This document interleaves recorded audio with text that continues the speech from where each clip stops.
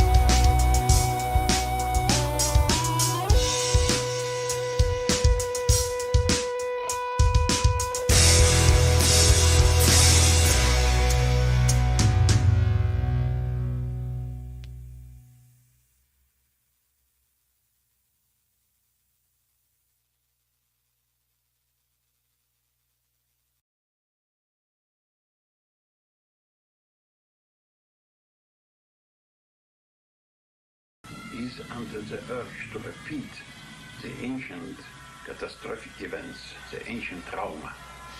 Are we not in a predicament? It is not a preaching to be better. It is a preaching to know yourself.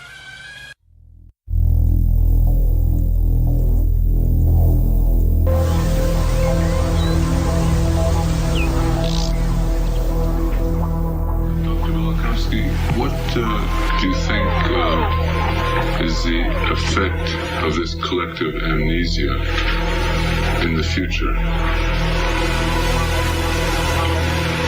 The effect is very great, not only in the future, it was also in the past.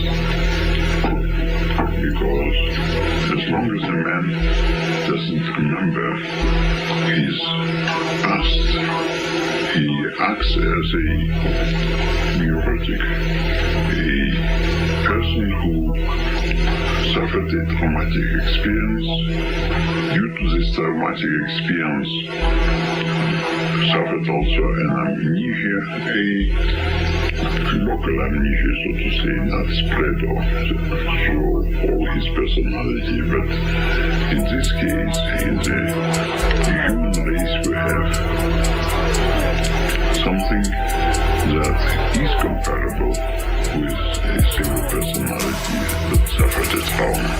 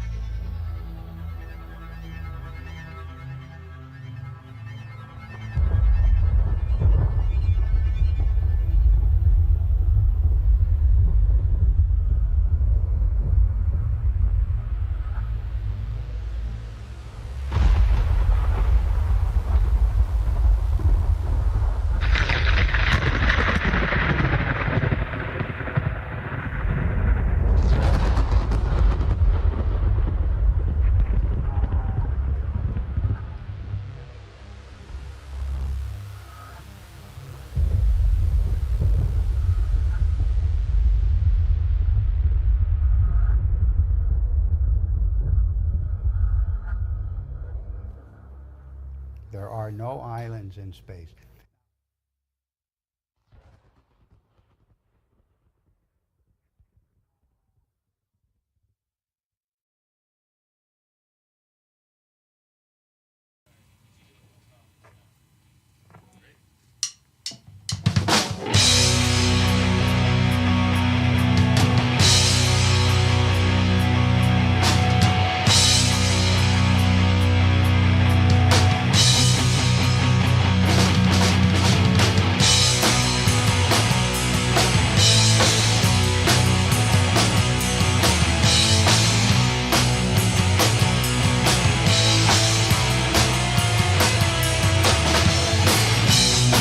She come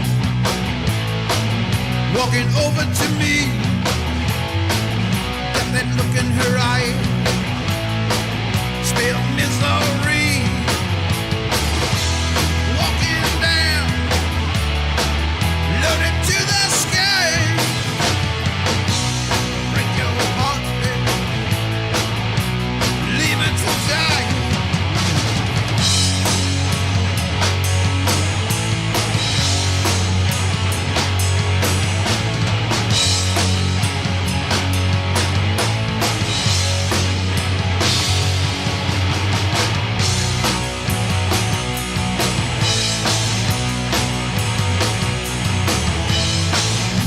See all the men who look to you. You get what you want. Yeah, you're nobody's fool. Smoking down.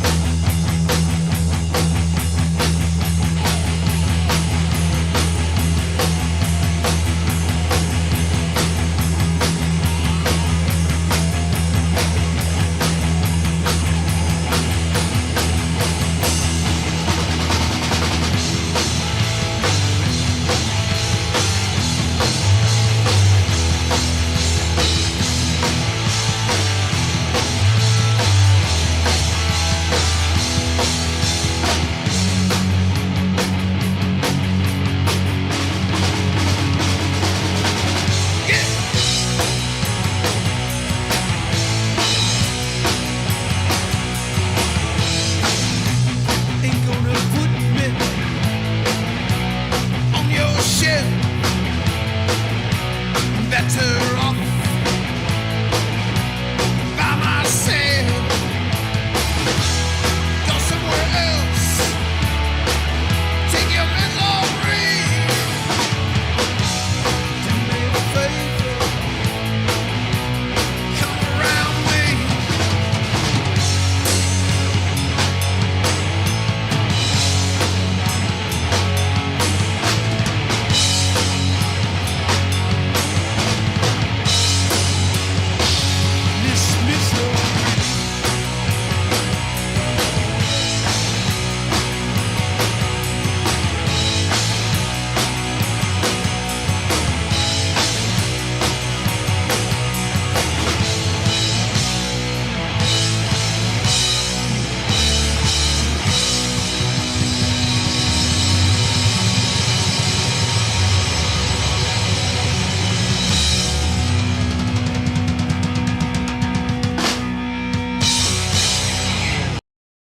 The 80s.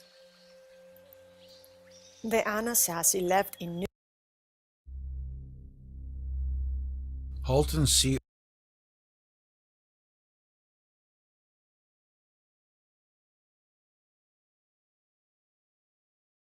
ARP received his bachelor's degree from Harvard College in 1949 and his PhD from California Institute of Technology in 1953, both cum laude, that's Latin for with the highest honors. He is a professional astronomer who early in his career conducted Edwin Hubble's NOVA search in M31. He has earned the Helen B. Warner Prize, the Newcomb Cleveland Award, and the Alexander von Humboldt Senior Scientist Award. For 28 years, he was staff astronomer at the Mount Palomar and Mount Wilson observatories. While there, he produced his well-known catalog of peculiar galaxies that are disturbed or irregular in appearance. ARP discovered from photographs and spectra with big telescopes that many pairs of quasars, quasi-stellar objects, which have extremely high redshift z-values and are therefore thought to be receding from us very rapidly and thus must be located at a great distance from us, are physically connected to galaxies that have low redshift and are known to be relatively close by. Because of ARP's observations, the big assumption that high redshift objects have to be very far away, on which the Big Bang Theory and all of accepted cosmology is based, has to be fundamentally re-examined.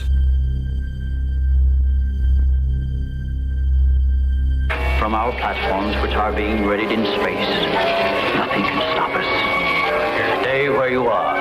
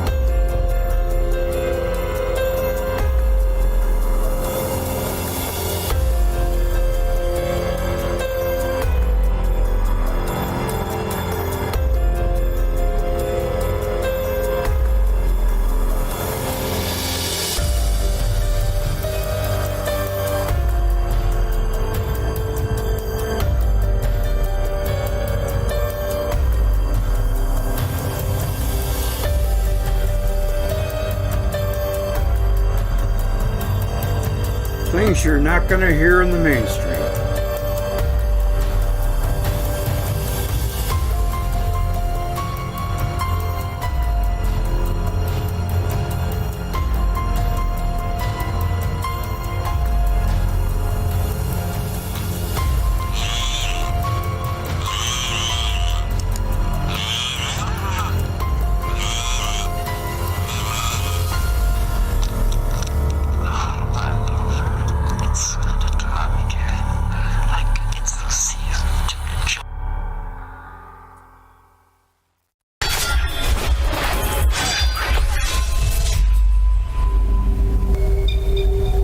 The second property was that quasars are very small, compact objects, sometimes only a light year across.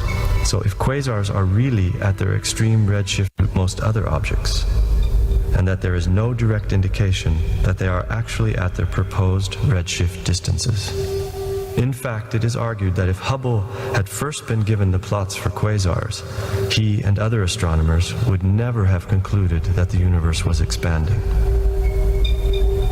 The second property was that quasars are very small, compact objects, sometimes only a light year across. So if quasars are really at their extreme redshift distances, they must then be the brightest and most energetic objects known to astronomers. So energetic, in fact, that untestable, almost metaphysical mechanisms must be applied to explain the phenomena. On the other hand, when placed at their observed distances, that is, in the neighborhood of nearby galaxies, their brightness and energies become normal, and no special mechanisms need to be evoked. This problem has led many astronomers to abandon the idea that all redshifts are due to their speed of recession away from the Earth. And if this is true, then there is no need for an expanding universe, and the Big Bang never happened.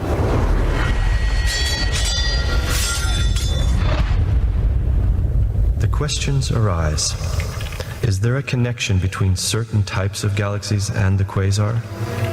Are quasars ejected from galaxies, and in fact proto-galaxies themselves? Is there some other astrophysical process which can explain the redshift discrepancies? One of the world's most controversial experts on the structure and morphology of quasars, Halton C. Arp, has for 35 years proposed just such an idea. For the heresy of opposing orthodox interpretations of the redshift problem, Arp has had to pay a heavy price, the same price paid by many a scientist with new and innovative ideas. Dr. Arp was forced to resign from his permanent position at the Carnegie Institute of Washington Observatories after the Caltech head of the Telescope Allocation Committee threatened him by saying, unless he changed his line of research, they would take away his telescope time. Due to this fact and his ongoing struggle against the established paradigms, Arp is often referred to as the modern Galileo. I remember when I sent the paper into, the first paper into Astrophysical Journal on the nature of companion galaxies, and I had a lot of them on the ends of spiral arms, so I was sure that they were connected, and I showed that they were systematically redshifted. I sent that in with naive, great expectations that people would be terribly interested and impressed on this. And the editor of the Astrophysical Journal at that time was Subramanian Chandrasekhar, who had a fantastic reputation as a master theoretician and also quite an incomprehensible theoretician, and a tremendously powerful figure in the field, and editor of the Astrophysical Journal, which is probably the most powerful position in the field. And he chose not to, in his wisdom and judicial fairness, chose not to send it to a referee, but he just wrote across the paper, "This exceeds my imagination," and he sent it back to the director of my institute, Horace Babcock, with the obvious implication, you've got to do something about this staff member of yours who's doing these very bad things. And so Horace called me down in the office one day after this, and I walked in his office, into the director's office, and I saw this paper lying in front of him with Chandrasekhar's scroll across it. And Horace looked at me and said, "Well," he said, "this is just too much, and you're going to have to start looking for another job." And so all I could say to him was, "Well, if you send me that in writing, please send me in writing." And I was obviously incorrect and embarrassing research that Arp does. So finally they sent, "Please send me in writing." And I was waiting in great trepidation for weeks and months to get something in writing, and I finally never did, so I realized that he decided to give me another chance, so to speak.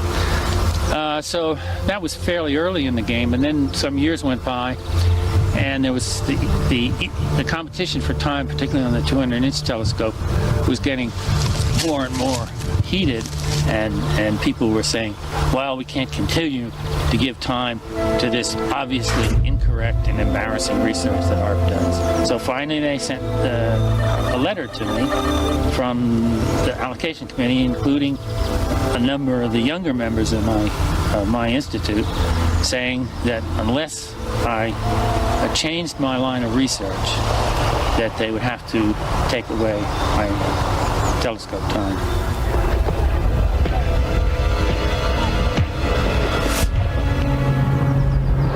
At that point, I considered the situation very carefully, and I figured that the evidence, although a lot more evidence could be gathered and has since been gathered since then, the important thing was not the evidence, because if it was true, it would come out someday. The important thing was the principle of scientific investigation, whether scientists could follow new lines of investigation and follow up on evidence which apparently contradicted the current theorems and the current paradigms.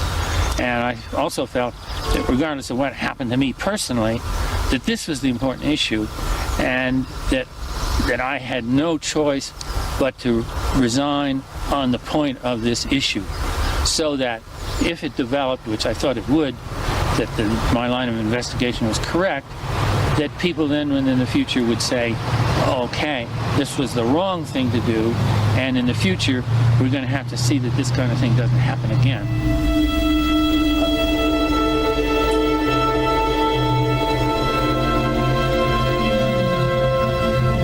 Peculiar galaxy NGC 7603, discovered 30 years ago by Halton, is one of the more striking examples of galaxy-quasar connections. It has recently been re-examined after the discovery of 2 new quasar-type objects embedded in the connecting filament.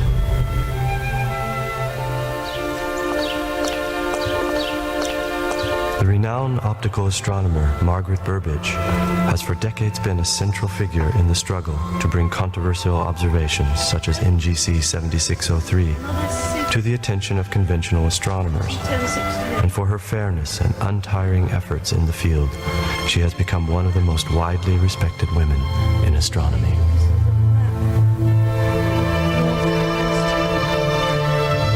There's a very interesting galaxy known as NGC 7603. It's a Seyfert galaxy. That means it has one of these active nuclei with strong emission lines and a lot of activity, obviously, going on in its center. And it was studied years ago by Chip Arp in his Atlas of Peculiar Galaxies.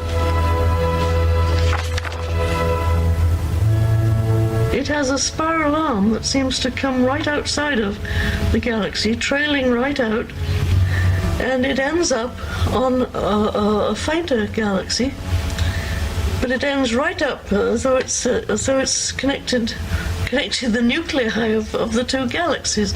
In the Atlas of Peculiar Galaxies, which was published in 1966, that was the point of the atlas. And one of the objects, just to illustrate what a peculiar galaxy is this what is now famous NGC 7603, and this is the central Seyfert, which means just a very, very active galaxy with a lot of energy in the nucleus and a lot of explosive energy and so forth. And here is the high redshift companion here, and you see it's joined by a filament, a material. It turns out from the observations that this filament of material is material of the galaxy, gas and dust and stars and so forth, that's been drawn out in the ejection. But the astonishing thing, the controversial matter, is that this galaxy is a much higher redshift than this. Now, NGC 7603 has one redshift of about 8,000 kilometers a second, and the other galaxy has a much larger redshift. So how can they be connected? Well, because they've got to understand this, and I've heard good friend astronomers say, well, there's more out there in the universe than we understand. What's really happening in these systems is that the centers of the galaxies are the places where creation is taking place rather than just in a big bang. And so you're looking at all these mini bangs where matter and energy are actually literally being created. And this is an old idea which is not ours. Originally was due to the very famous Armenian astronomer Victor Ambatsumian, who only died a few years ago, who also argued that galaxies which appear to be coming apart and objects that are coming out of them are coming out of them. Very simple idea. But Ambatsumian, who was a very well-known theorist, always said you must look at the observations, and maybe if things are coming apart, appear to be coming apart, maybe they are coming apart. Conventional astronomers don't allow things to come apart. They always say there's enough dark matter in the system to hold it together. I've come to the conclusion that what it is that will unseat an established prejudice, a strongly established prejudice, is one observation. One single observation, usually a very simple one. Was very, very strong, just from looking at this picture, that these objects had been ejected from the central galaxy and that they were initially at high redshift, and the redshift decayed as time went on. And therefore we were looking at a physics that was operating in the universe in which matter was born with low mass and with very high redshift, and as it matured and evolved into our present form, that we were seeing the birth and evolution of galaxies in the universe.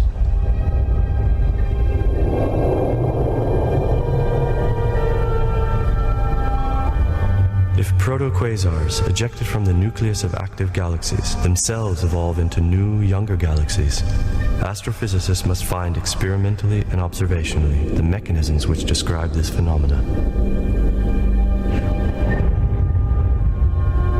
One model explains that the proto-quasars are ejected, trapped in the galaxy's extreme magnetic field, aligned along the spiral arms, thus explaining the torn, disturbed features often observed in the galactic medium, and the frequent appearance of high redshift companion galaxies attached by filaments to a lower redshift parent galaxy.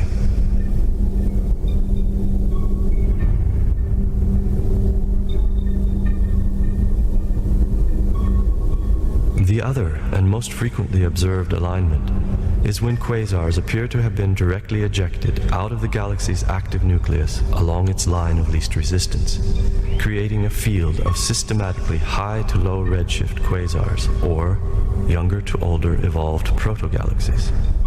This is exemplified in innumerable systems like the one around the galaxy quasar field of NGC 3516. If one disregards the proposed redshift distance to these objects, observation clearly points to ejection as a likely explanation for their close vicinity to the central galaxies around which they are found. These results, though preliminary, are promising developments which may lead the way to new and exciting insights in cosmology. One of the best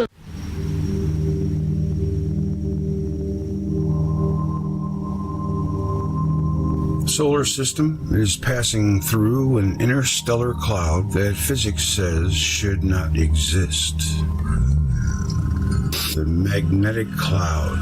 Using data from Voyager, we have discovered a strong magnetic field just outside our solar system, explains lead author Merav Ofer, a NASA heliophysics. Impressive. The local fluff is what they're calling it. Astronomers call the cloud we're running into now local interstellar cloud, or local fluff for short. It's about 30 light years wide and contains a wispy mixture of hydrogen and helium atoms at a temperature of about 6,000 degrees Celsius. By the heliosphere and heliosheath, an area before the boundary to interstellar space, seem to be doing their jobs. There is a possibility that the fluff is compressing our bubble. As our solar system passes through the fluff, it becomes oblong, while simultaneously resisting the magnetic bubbles of the fluff. There is also the possibility that there are cloudlets of significantly higher density gas within the fluff. Remember what Stephen Smith said about them being drunk on hot gas? Could these higher density cloudlets make it through the heliosphere and into our solar system? I'd be more concerned about zapping the sun's electric current or vice versa. I do know from reading Worlds in Collision that we are in a supernova remnant. I don't know if that's the fluff they're talking about. It goes on. The average density of local fluff is about 0.3 atoms per cubic centimeter. To put this into perspective, the density of the edge of the Earth's atmosphere is about 12 billion atoms per cubic centimeter. At this extremely thin density, there is much reason to worry about it penetrating our heliosphere. But if cloudlets of significantly higher densities came through, they could potentially burst our bubble, according to astrophysicists. These cloudlets could allow more cosmic rays to penetrate our solar system, potentially wreaking havoc on our climate.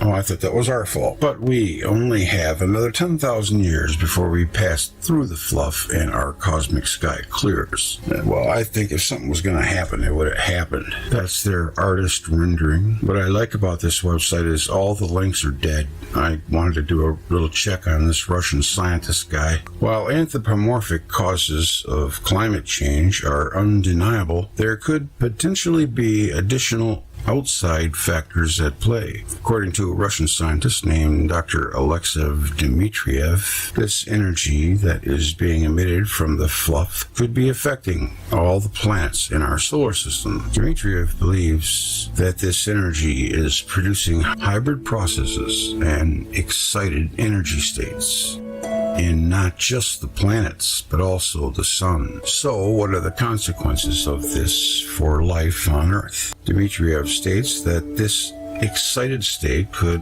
accelerate a magnetic pole shift. Yep, it could affect ozone distribution in the atmosphere, and it could generally increase the frequency of catastrophic climate events. I remember Cosmos Without Gravitation. Velikovsky makes a point that I didn't even consider before, that the ozone does not mix with the oxygen. It's through our whole atmosphere, but it's a compound. How does that happen? How do the gases stay up in the atmosphere without getting mixed up? They have weight, electromagnetic force. Of course, it all has to do with that. Magnetize water and it rises up into the sky. Whether Dmitriev's prediction is prescient or overdramatic, we may soon have more data surrounding this phenomenon. I would say yes. NASA's Voyager probes have almost breached the heliosphere to enter interstellar space. It's a long one, where the fluff begins. The probes are currently in the heliosheath and able to measure the magnetic field of the fluff. As they get closer, they will hopefully be able to tell us more. I don't think this is going to be an issue at all. The universe would be chaos if this was able to happen. And they always say magnetic, but they never say electric. So it's more about the charge. Fluffy mystery solved. Our solar system is passing through a cloud of interstellar material that shouldn't be there, astronomers say. And now, the decades-old Voyager spacecraft have helped solve the mystery. The cloud is called the local fluff. It's about 30 light-years wide and holds a wispy mix of hydrogen and helium atoms. According to a NASA statement released today, stars that exploded nearby about 10 million years ago should have crushed the fluff or blown it away. So what's holding the fluff in place? Using data from Voyager, we have discovered a strong magnetic field just outside the solar system, explained Merev Ofer, a NASA heliophysics guest investigator from George Mason University. This magnetic field holds the interstellar cloud together, the fluff, and solves the long-standing puzzle of how it can exist at all.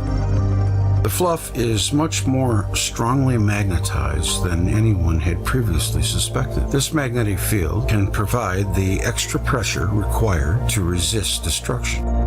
Ofer and colleagues detail the discovery in the December 24th issue of the journal Nature. NASA's 2 Voyager probes have been racing out of the solar system for more than 30 years. They are now beyond the orbit of Pluto and on the verge of entering interstellar space. They've been on the verge for at least 10 years.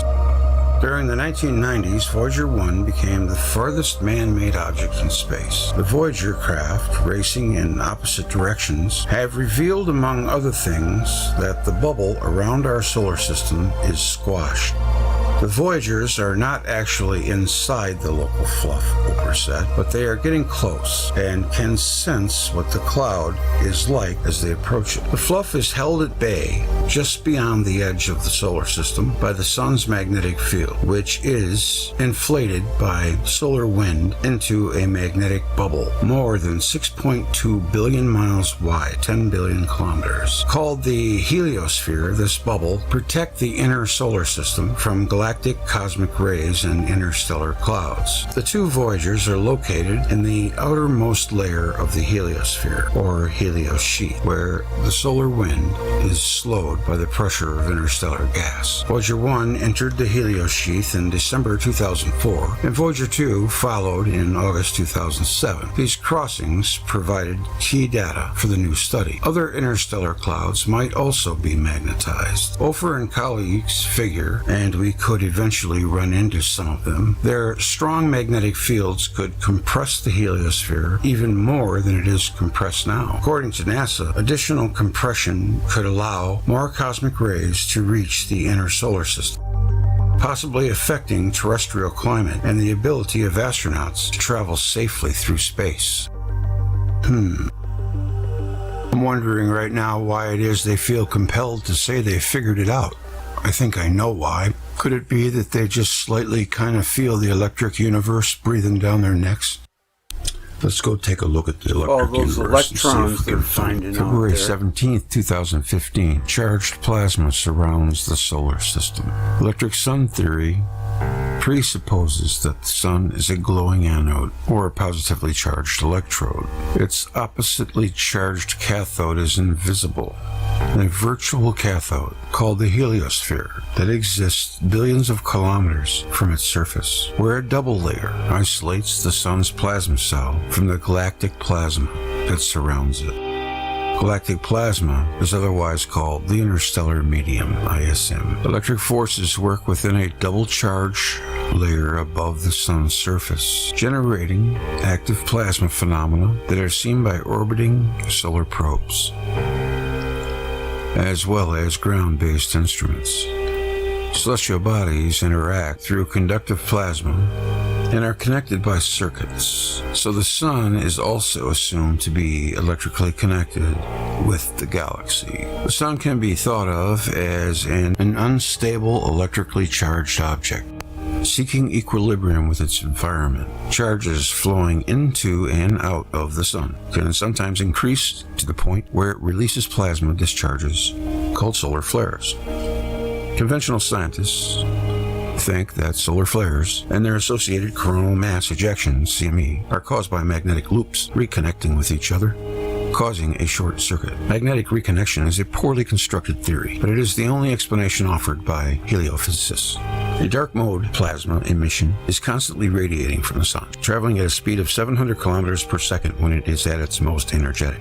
In a gravity-dominated universe, solar radiation pressure cannot explain how charged particles from the sun accelerate past Venus, Earth, and the rest of the planets. Prior to the solar wind's discovery, no one expected such acceleration. Electric universe proponents think that there is an obvious explanation: electric fields in space. Coherent electric charges flow through the solar system, so it is reasonable to conclude that dark mode solar plasma is affected by electrodynamic fields. Since the circuit that connects the sun with the Milky Way extends for hundreds of thousands of light years, electrical energy is probably constrained by magnetically confined Birkeland currents, providing power to the solar anode. The electric sun creates flares, the hot corona, and all other solar phenomena because it responds to the charges and electrical input from our galaxy. Birkeland current filaments electrify the solar system, supplying more or less power to the sun as they oscillate in power output. Arc mode, glow mode, and dark mode discharges are all influenced by those flowing electric charges. These ideas most likely hold the reason for what scientists call the local hot bubble, LHB, that surrounds the solar system. A recent press release states that detectors have located a field of million-degree interstellar plasma that initiates an X-ray glow over the entire sky. NASA astrophysicists found that X-ray background is radiating most strongly in the plane of the Milky Way. According to their theories, it is in that region where X-rays ought to be absorbed. As Massimiliano Galeazzi from the University of Miami in Coral Gables, Florida stated, this is a significant discovery. Specifically, the existence or non-existence of the local bubble affects our understanding of the area of the galaxy close to the sun, and can therefore be used as a foundation for future models of the galaxy structure. Electric universe theory has already presented information that can partially explain galactic structure and its influence on the solar system. So it doesn't seem really to be anything that they're that concerned about. It seems that it is normal. That's what powers our sun. Well, it's just as I suspected. Mainstream doesn't know what they're dealing with, but the electric universe does. That's just the whole point right there in a nutshell. I mean, they walk around in their plutocratic little world, and I don't know. It's like a poem I heard once that said, silly monkey sits on treetops in springtime and thinks himself tall.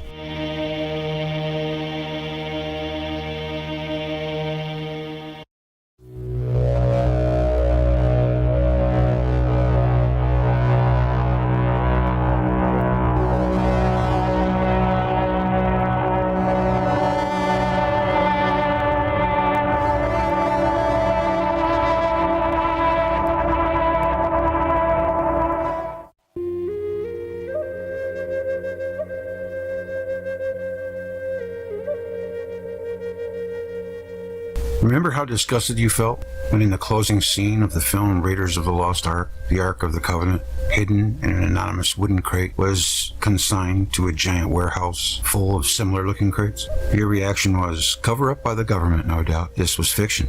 But do such cover-ups exist? One of the most revered historical institutions in the U.S., if not the world, is the Smithsonian Institute, compilers and keepers of American history for as long as anyone can remember.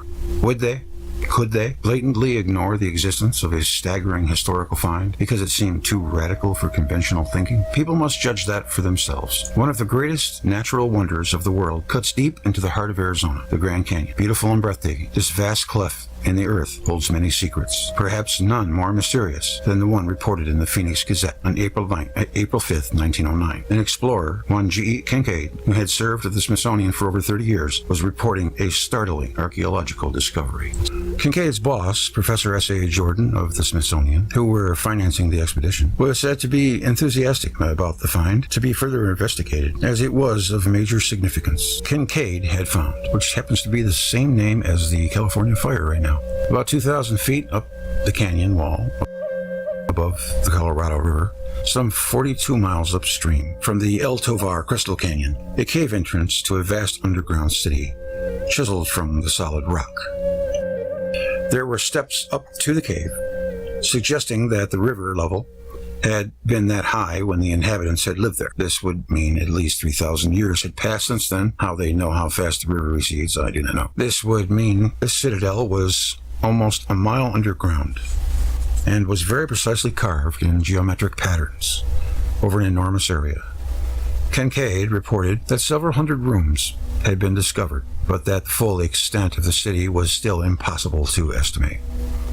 Perhaps the most startling find was the Great Hall, about 100 feet in from the cave entrance. This contained a carved idol, presumably of the god these people worshipped, which he described thus. The idol sits cross-legged, with a lotus flower or lily in each hand. The cast of the face is oriental, and the carving shows a skillful hand, being remarkably well preserved.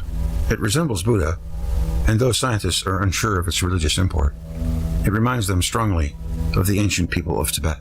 Many smaller, beautifully carved images were reported, as was the finding of all kinds of copper tools, preserved by some hardening method which modern-day scientists have failed to emulate. Artistic vases and urns of copper and gold, as well as enameled ware and glazed vessels were found. Granaries, like those found in Oriental temples, still holding seeds, were also discovered. There was a gray metal found, resembling platinum, which scientists could not identify, and yellow stones known as cat's eyes were everywhere, each one engraved with a Malay-type head. Even more significant was the finding of hieroglyphics, amazingly similar to those found in Egypt, engraved on urns on tablets and around doorways. Deciphering these would be a major step towards solving the mystery. But did it ever happen? A large crypt was found, with many mummies in it, reportedly well preserved. They were all male, entombed with weapons, suggesting that this was a burial site for soldiers. Though varying degrees of development in the ceramics found with them hint that this was a civilization that was constantly refining itself. It was thought that up to 50,000 people could have lived in this city. They would have been quite safe. Strangely enough, the tradition among the Hopi Indians tells of an ancestry that harks back to their people having once lived in an underworld in the Grand Canyon, until rivalry broke out between two factions.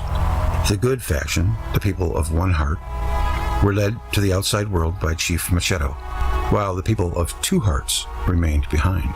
Picture of the Isis Temple in the Grand Canyon. Today, visitors looking from the south rim of the canyon can see the structure called the Isis Temple, a pyramid hewn from the solid rock of the cliff top, and obviously man-made. Page 302 in the book Ancient Secrets of the Flower of Life, Volume 2, holds an account by two backpackers of an exploration of this edifice. They tell of finding cave entrances that had been deliberately sealed, though they did seem man-made, one having a clear 6-foot circular pattern carved into the roof. This site is over 40 miles from the one reported in the newspaper article. Yet, why would caves that are almost inaccessible need to be sealed up? And was the originally stated location simply a mistake? G.E. Kincaid was a respected man, the first an explorer for all his life. His words about the entrance to the citadel are prophetic. First, I would impress that the cavern is nearly inaccessible, he said. The entrance is 1,486 feet down the sheer face of the canyon wall. It is on government land, of course, and no visitor will be allowed under penalty of trespass. A trip there would be fruitless, and the visitor sent on his way. I sent a number of relics to Washington, after which the exploration was undertaken. In the latter part of the 20th century, detailed research by one Carl Munk uncovered a mathematical system employed by the ancients for the exact placement of the Egyptian pyramids in alignment with certain star systems. This same code can be applied to other such structures, wherever they are found. His findings revealed that the Isis temple must be a major archaeological site, lined up as precisely as it is with the Great Pyramid of Giza. In 1909, the Grand Canyon Citadel was regarded as not only the oldest archaeological discovery in the United States, but also as one of paramount importance to the world. Yet today, nothing more is known to the public than has already been said. The Grand Canyon is festooned with places that bear ancient Egyptian names, yet no one in authority can tell you why. Interest in the area is highly discouraged by officialdom, and the Smithsonian Institute claimed to have no record of Kincaid, Professor Johnson, or a lost Egyptian civilization in Arizona. The Phoenix Gazette story must have been a hoax. Or could it be that something was discovered back then of such monumental import that it needed to be hushed up forevermore? Did G.E. Kincaid actually exist? With no records of his work or any proof from the Smithsonian that he worked for them, many think the newspaper article was an April Fool's Day joke on the 5th. However, the above copy of an earlier newspaper piece from 1909, published a whole month before the Phoenix Gazette piece appeared, shows that G.C. Kincaid's expedition did indeed happen as reported. What is more, a translated ancient manuscript recently located describes a voyage made thousands of years ago by a group from Asia traveling to a city built within what they called the Canyon of Light, intended to visit a holy man or shrine. The descriptions given seem to indicate that this city was to be found in the Grand Canyon. There is also said to be a couple of statues there that have been worn out by the ravages of time. A princess, which could be a coincidence, but on the other side lies a prince. Are these just a coincidence? Or pareidolia? A true sophisticated man cave. No one is prepared to answer the question all these things pose. And even though the research done within the Citadel might be proved, beyond doubt, that the race which built it were of Oriental origin. I think it's Asian origin now. This might be old. Possibly Egyptian travelers from the time of Ramses. Hieroglyphs found in Australia point unequivocally to Egyptians having been there at some time. So why not the Americas as well? Remember the cocaine mummies? If they made it to Peru, they could make it to Arizona. Perhaps the Nile, the Colorado, and the Grand Canyon are inextricably linked through a span of time that defies the imagination. But if so, someone has decided that we should never know how strong those links are. The Citadel may officially be no more than an elaborate myth, but the evidence for the contrary view is quite compelling. It would perhaps be unfair to put the lost underground city into the same category as Area 51, but the secrecy surrounding it over 90 years can't help but make you wonder just what was actually discovered. Unfortunately, for the inquiring minds amongst us, we may never know. Now, they have a 24-hour-a-day, 7-day-a-week guard, armed guard with an M16 on the site at all times. If there was nothing there, why the guard? I found to out keep that's people from killing themselves, maybe? I don't know. There's a lot that just don't add up about it. Both ways. It's very interesting, though. Did the ancient Egyptians inhabit the Grand Canyon?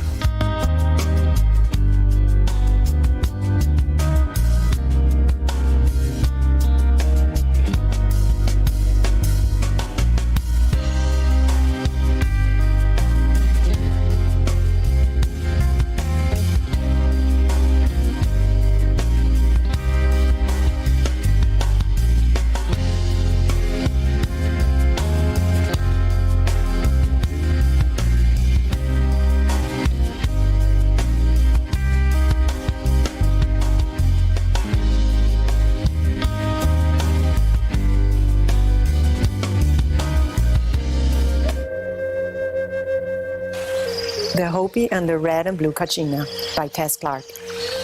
The Hopi of northeast Arizona descended from the Anasazi people, which creates a direct relation to the ancient Aztec culture. They were most likely a group of peoples that migrated north from Teotihuacan, Mexico, throughout North America, becoming also known as the red-headed, elongated skull giants, who were also mound builders. Even though it was not the first time the American continent was occupied by a high civilization, these people were the survivors of the wars described in the Mahabharata epic. We left on ships and landed first in the American continent, then spread from the Valley of Mexico northwards and southwards towards Peru and Bolivia. Then departed and continued their voyage towards the Polynesian Islands, including Easter Island, New Zealand, Hawaii. This timeline matches with the Venus events of 3,600 years ago, or 1450 and 1500 BC, and the arrival of the Lord and ruler Quetzalcoatl, Kukulkan, who probably came from Egypt, and was probably the Egyptian ruler known as Thoth, Ningisida, who similarly to Osiris, traveled the world with an army, conquering and civilizing mankind. According to ancient historian Diodorus Siculus, in his Library of History, Book 1, which contains the accounts given by the Egyptians of the genesis of the world and their gods. In 1972, a group of hikers exploring a system of hidden caves in Chaco Canyon, Arizona, discovered a group of pictographs and cuneiform writings similar to Sumerian writings with the asterisk symbol of the star of Anu, used when writing clay tablets. And the Nanga Sohu Kachina, or Kachina symbol, is represented as a four-pointed star, similar to the four-pointed star with waves of Sumerian god Anu. Other pictographs found in the Grand Canyon, as discussed by David Childress, resemble Egyptian hieroglyphs. David also presents the legend of the human windmakers that inhabited Chaco Canyon, who brought civilization to them. From History Channel's Ancient Aliens, Series 4, Episode 9, The Time Travelers. According to the Maya, the ruler Quetzalcoatl represented the winged serpent, was a human ruler whose heart transformed into the planet Venus when he left the land and promised to return to restart civilization, peace and order after the next catastrophe. He arrived in Mexico with a group of African-looking people known as the Olmec, possibly from Egypt or Mesopotamia. He created and gave the Maya priesthood all their advanced astronomical knowledge they possessed, including the length of the great year, also known by Plato, which is the time the sun orbits Alcyone of the Pleiades, and is what causes the precession of the equinoxes, and lasts between 24 to 26,000 years. And other information still known by the Maya, such as that all energy in the universe spins, the existence of ether, and that the galactic center known as Hunahku produces cyclical pulses of energy that creates and reshapes the galaxies. Approximately in the year 1500 BC, after the catastrophes of the Venus events that sunk or destroyed the remaining of the Atlantean civilization that began approximately 8,000 years ago, forced the survivors to relocate to less affected areas around the world, appeared the cultures of the Kemanawak. See my book World Civilization and the Kemanawak. They are known as Olmecs, or those who measure the movement, astronomers trained by Quetzalcoatl to track Earth and Venus orbits and create new calendars, as the planets were interacting electrically with each other, at least 2 times in intervals of 50 and 52 years. Back then, this influence was generalized among cultures. There is DNA evidence that some Polynesian people descend from a race of dolichocephalic or elongated skulls with red, auburn, or blonde hair, blue and green eyes with Rh-negative blood type, found in the Black Sea, Egypt, and Persia. Oral transmission of information passed down from generation to generation to existing families in New Zealand, mixed with the Maori native population, say that their ancestors, about 129 generations, which is about 3,500 years ago, originated from Egypt, Persia, and India. This was one of the waves of migration from the Middle East shortly after the catastrophes and flood that sunk Atlantis, circa 1500 BC. For more information, see Gabby Plum documentaries on the subject. She can be found on YouTube. One of the many Hopi legends specifically references ant people who inhabit the heart of the earth. The word ant in Hopi is Anu, exactly the same word as the Sumerian Akkadian chief god Anu. Similarly to Quetzalcoatl of the Maya, the Anu Sinom taught astronomy, agriculture, and mathematics to the Anasazi. Notice the word Anasazi starts with An. The Hopi word Sohu, meaning star, and the Egyptian word Sahu means star of Orion. Hopi prophecies. The Hopi believe that the star people and star knowledge will return at the end of the current cycle of time, as they have done in past cycles, similarly to the fifth sun ages of the Aztecs. And Maya believe that our current sun is not the same as the previous sun or stars Earth orbited or was under the influence. Could the previous suns have been Uranus, Neptune, Saturn, and Jupiter? At the time of the Blue Kachina, the Kachina refers to approaching of planets or comets. The star people of the Anusinum moved to underground cities to be protected during the world's destruction. The Hopi Kivas, which are subterranean communal chambers and mounds, would also function as bunkers, protecting to a certain degree against the falling debris, meteor showers, fires, tempests, radiation brought on by the comet.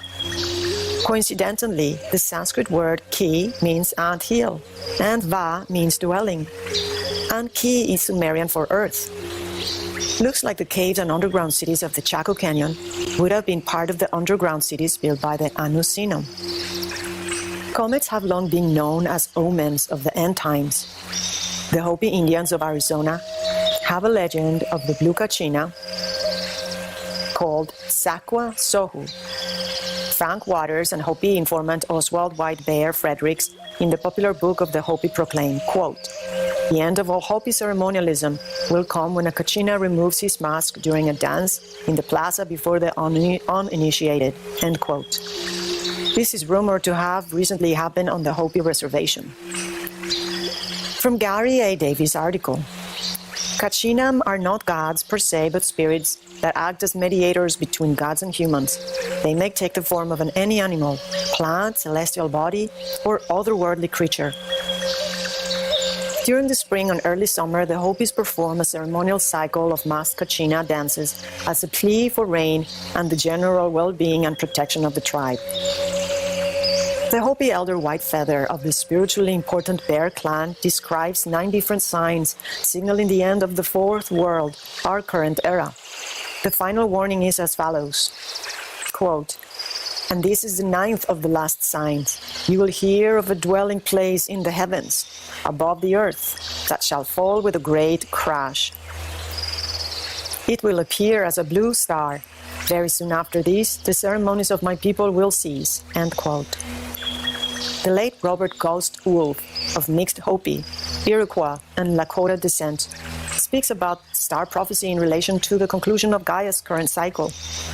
Quote, "The story of the Blue Kachina is an old story, very old. I have been aware of the story of the Blue Kachina since I was very young. I was told this story by grandfathers who are now between 80 and 108 years of age. It was told to me that the first Blue Kachina would be seen at the dances and would make its appearance known to the children in the plaza during the night dance. The event would tell us that at the end times are very near. The blue star Kachina would physically appear in our heavens, which would mean that we are in the end times," end quote. According to Dr. Ghost Wolf, this Kachina is also known as Nanga Sohu, or chasing star Kachina. The Hopi word Nanga means to pursue, and Sohu means star. Sometimes this Kachina refers to Venus, because its morning and evening appearances seem to chase each other. Or is it because Venus had caused catastrophes in the past, as mentioned above? The Hopi Indians say the blue star is about to appear again, and soon after the arrival of the blue star Kachina, the red star Kachina, Paha Sohu, would come and act as a purifier. The Hopis call the Pleiadian the Chu Hu Kon, meaning those who cling together. They consider themselves direct descendants of the Pleiadians. The Navajos name the Pleiadians the Sparkling Suns, or the Deleyahe, the home of the Black God. The Iroquois pray to them for happiness. The Cree believed to have come to earth from the stars in spirit form first, and then became flesh and blood. The Mayan also believed that their ancestors come from the Pleiades. Early Dakota stories speak of the Tiyami home of the ancestors as being the Pleiades. The Anasazi left innumerable images painted or etched upon canyon walls. Many of these pictographs represent plasma formations seen in the skies, such as the Squatterman, and the plasma formations of comet tails, as well as animals that they obviously saw, including animals that were no longer seen today, such as dinosaurs. The Hopi believed time to be cyclical and made up of a number of worlds. When a world begins, it is innocent and pure. But as time goes by, the world and its people become corrupted. At the height of decay, the world ends, its people are purified, and everything starts over from the beginning. According to the Hopi lore, we are currently living in the fourth world, and the fifth soon to come. This is very similar to the morals since Sumerian times about why the world ends, or even the Christian beliefs. During global cataclysms, when the first world or world age was destroyed by fire and the second world was destroyed by ice, either extreme cooling or new ice sheets and glaciers forming due to a physical pole shift or axis tilt of several degrees, the virtuous or high priest and ruling members of the Hopi tribe were guided during the day by an odd-shaped cloud, similarly to the pillar of fire that guided the Israelites during the Exodus, and at night they were guided by a comet or moving star that led them to the sky god named Sotuknag, who finally took them to the Anu Sinom. The ant people then escorted the Hopi into subterranean caves where they found refuge and sustenance. People returned to the surface to live as ants for the duration of the second world. The third world describes an advanced civilization with flying shields, comets, meteors, and plasma formations seen in the skies similar to the Hindu Vimanas, and wars between distant cities eventually destroyed by great floods. Sounds like Mahabharata. The Hopi believe that they are now the caretakers of the fourth world in exchange for the privilege of surviving the cataclysms. They believe the coming of the fifth world is near and will commence when members of the Fire Clan return. Are they referring to comets? Legend of the Blue Kachina also coincides with Mayan prophecy, suggesting an interconnection between Hopi beliefs and those of the ancient Mayans. Furthermore, the legend of Pahana seems to be in direct relation to the story of Quetzalcoatl, connecting the Hopi to several North American and South American Indian cultures, who recognize the horned serpent. Additional creation stories and religious belief systems resemble other ancient civilizations in both North and South America, and other places in the world. According to the Hopi, 5 stone tablets of creation exist. 1 was kept by the Creator, 2 given to the Hopi themselves, and the remaining 2 given to the brothers in history to be brought back together when the world reunites in peace, holding true in the Hopi way. Many Hopi prophecies are not original to the Hopi people, who seldom share their knowledge with the outside world.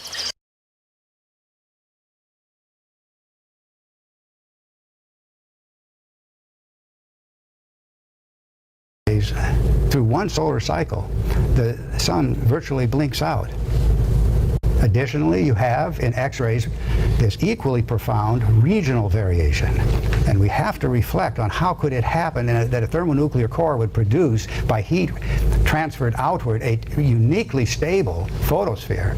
And then as you rise into higher elevations, you get profound variability of emissions. What is causing that variability?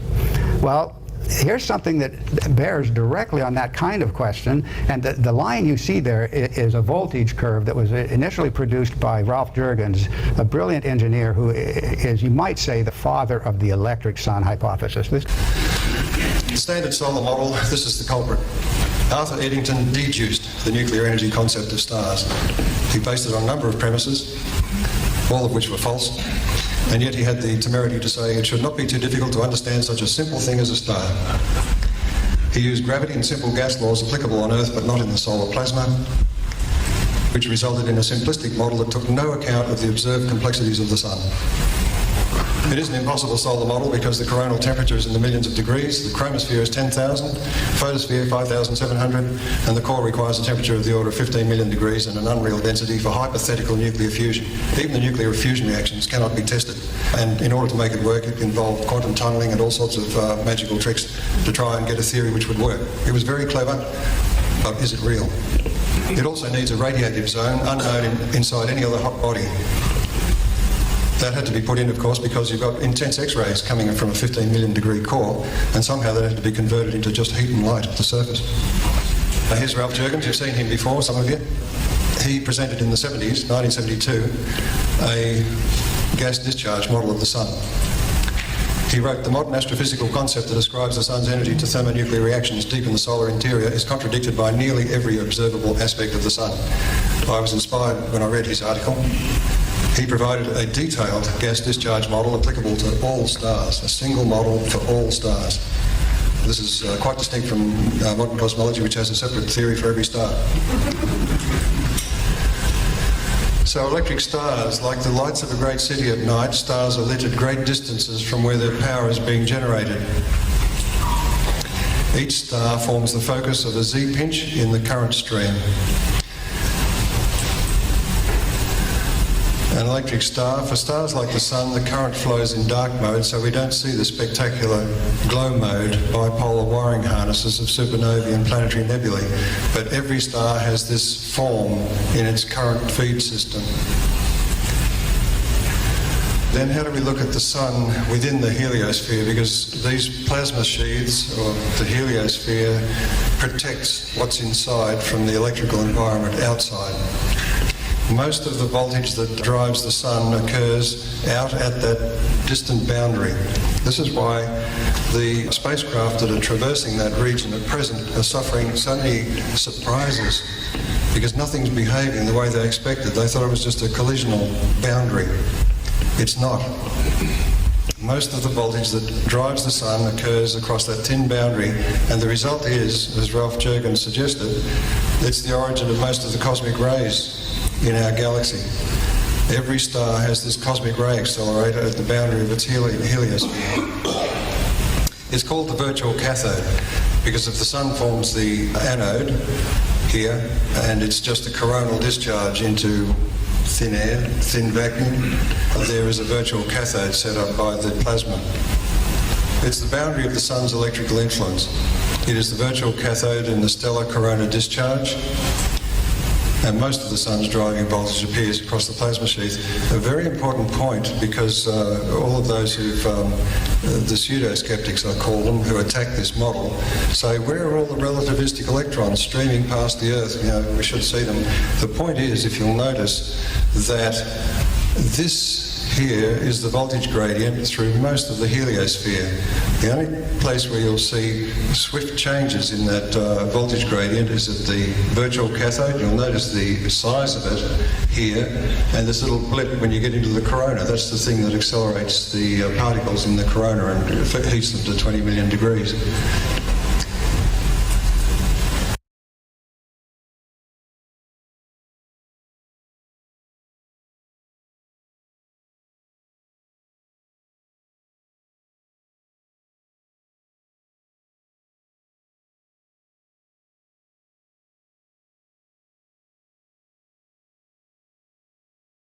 Electric Universe, or Thunderbolts, has this to say about the new solar cycle is off to a slow start.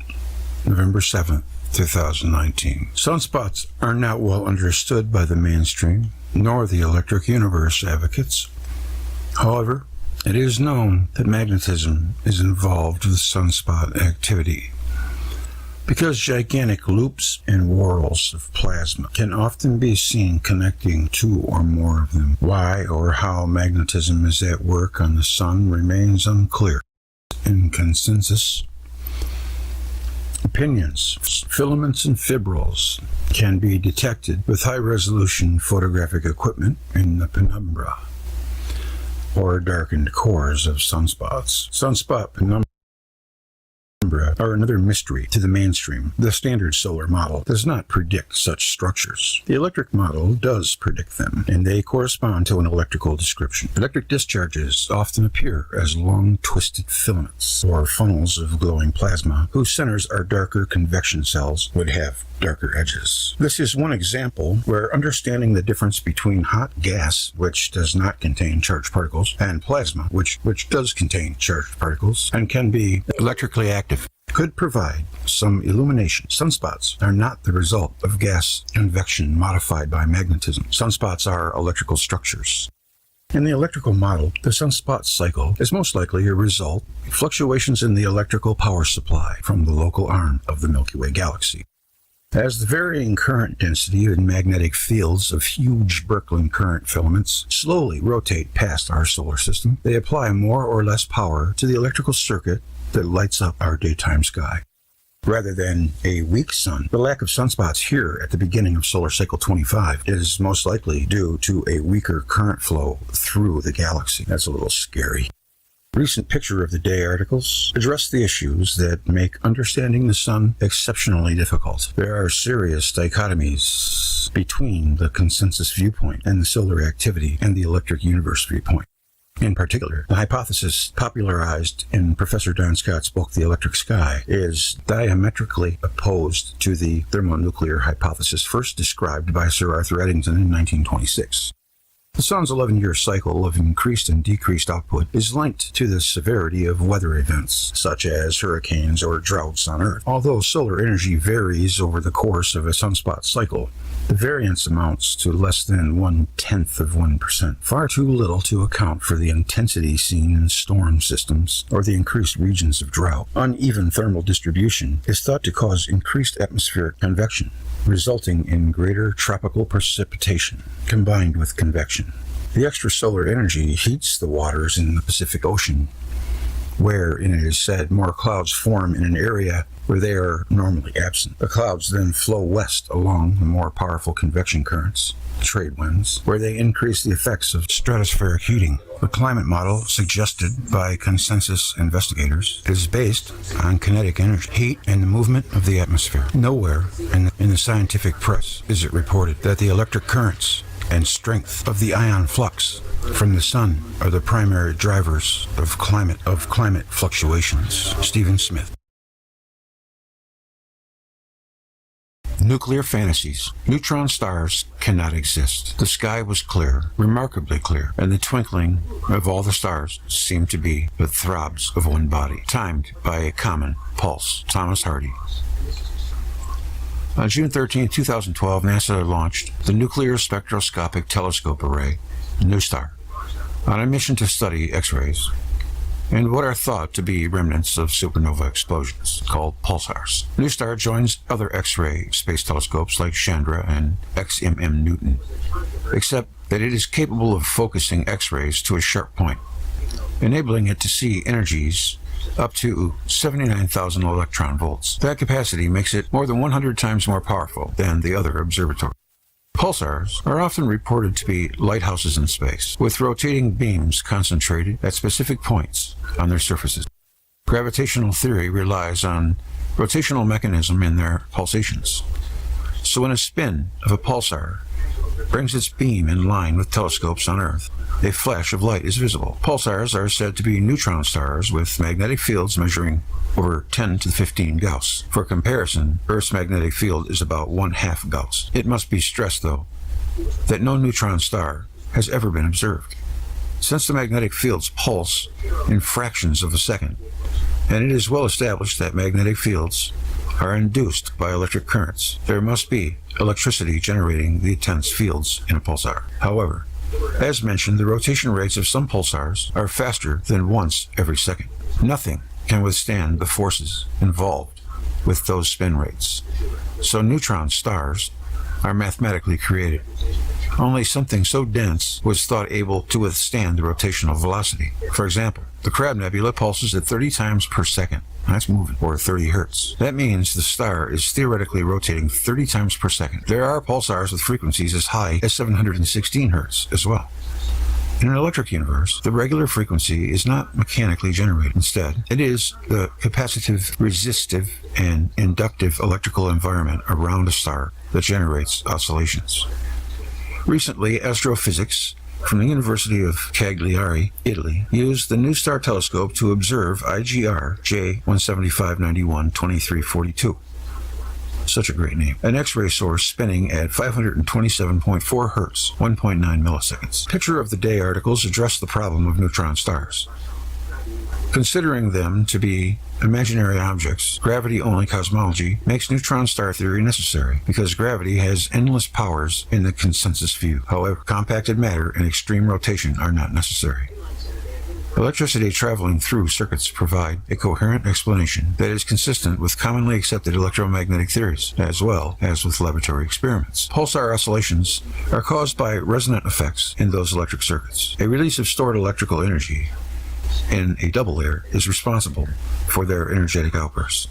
Pulsars often shine in X-ray and gamma ray light. The outbursts begin with a sudden peak of energy and then gradually decline, like a stroke of lightning. It seems more like that an immense concentration of electricity being focused by some kind of plasma gun effect is driving pulsar behavior. Stephen Smith.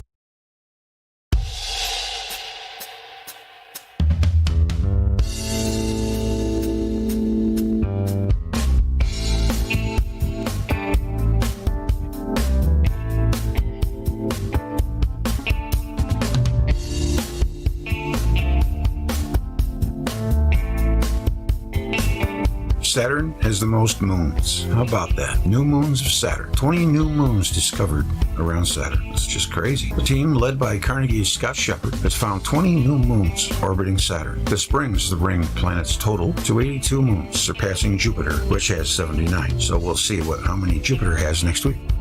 The discovery was announced on October 7th by the International Astronomical Union Minor Planet Center. Each of the newly discovered moons is about 5 kilometers or 3 miles in diameter. Small. I wonder, do they grow? Then maybe all moons start out like that. Maybe Earth was a tiny baby once. 17 of them orbit the planet backwards or in retrograde direction, meaning their movement is opposite of the planet's rotation around its axis. The other 3 moons orbit in prograde, the same direction as Saturn rotates. 2 of the prograde moons are closer to the planet and take about 2 years to travel once around Saturn. The more distant retrograde moons and one of the prograde moons each take about 3 years to complete an orbit. I don't really think there'll be many collisions, because they're probably in some kind of a magnetic field and they're going to avoid each other or repel each other. Studying the orbits of these moons can reveal their origins, as well as information about the conditions surrounding Saturn at the time of its formation, Shepard said. The outer moons of Saturn appear to be grouped into 3 different clusters in terms of the inclinations of the angles at which they are orbiting around the planet. 2 of the newly discovered prograde moons fit in a group of outer moons with inclinations of 46 degrees, called the Inuit group, as they are named after Inuit mythology. These moons may have once comprised a larger moon that was broken apart in the distant past. Likewise, the newly announced retrograde moons have similar inclinations to other previously known retrograde Saturnian moons, indicating they are also like fragments from a once larger parent moon that was broken apart. Yeah, you never know. Maybe they've been going around it all along. We just haven't had instruments good enough to detect them. I mean, you're almost a mile or 2 miles across. I don't know if that qualifies for a moon, just like Jupiter's new ones. I wonder what's going on with that. Likewise, the newly announced retrograde moons have similar inclinations to other previously known retrograde Saturnian moons, indicating they are also like fragments from a once larger parent moon. These retrograde moons are in the Norse group. I didn't know there was a Norse group. Okay, names coming from Norse mythology. One of the newly discovered retrograde moons is the furthest known moon around Saturn. Well, there you have it. Saturn and Jupiter are dueling for the king of the moons. If a significant amount of gas or dust were present when a larger moon broke apart or created the clusters of smaller moon fragments, I don't know. I wonder what the electric universe has to say about it. I'll look for something. There would have been strong frictional interactions between the smaller moons and the gas and dust, causing them to spiral into the planet. And they're going to talk about the solar system's youth. They don't know the first thing about it. Last year, Shepard discovered 12 new moons orbiting Jupiter. So he's the same guy that discovered the Jupiter moons. I was so thrilled with the amount of public engagement over the Jupiter moon naming contest that we've decided to do another one and name these newly discovered Saturnian moons. This time, the moons must be named after giants from Norse, Gallic, or Inuit mythology. And there you have it. There's a contest, actually. So if you want to name the moons, the contest date ends December 6th. Right there. That's it. Maybe Velikovsky wasn't so far off in his assessment that the Sun, Jupiter, and Saturn may be the creators of comets. If one reaches escape velocity, that's what it would become. I am the smartest man alive!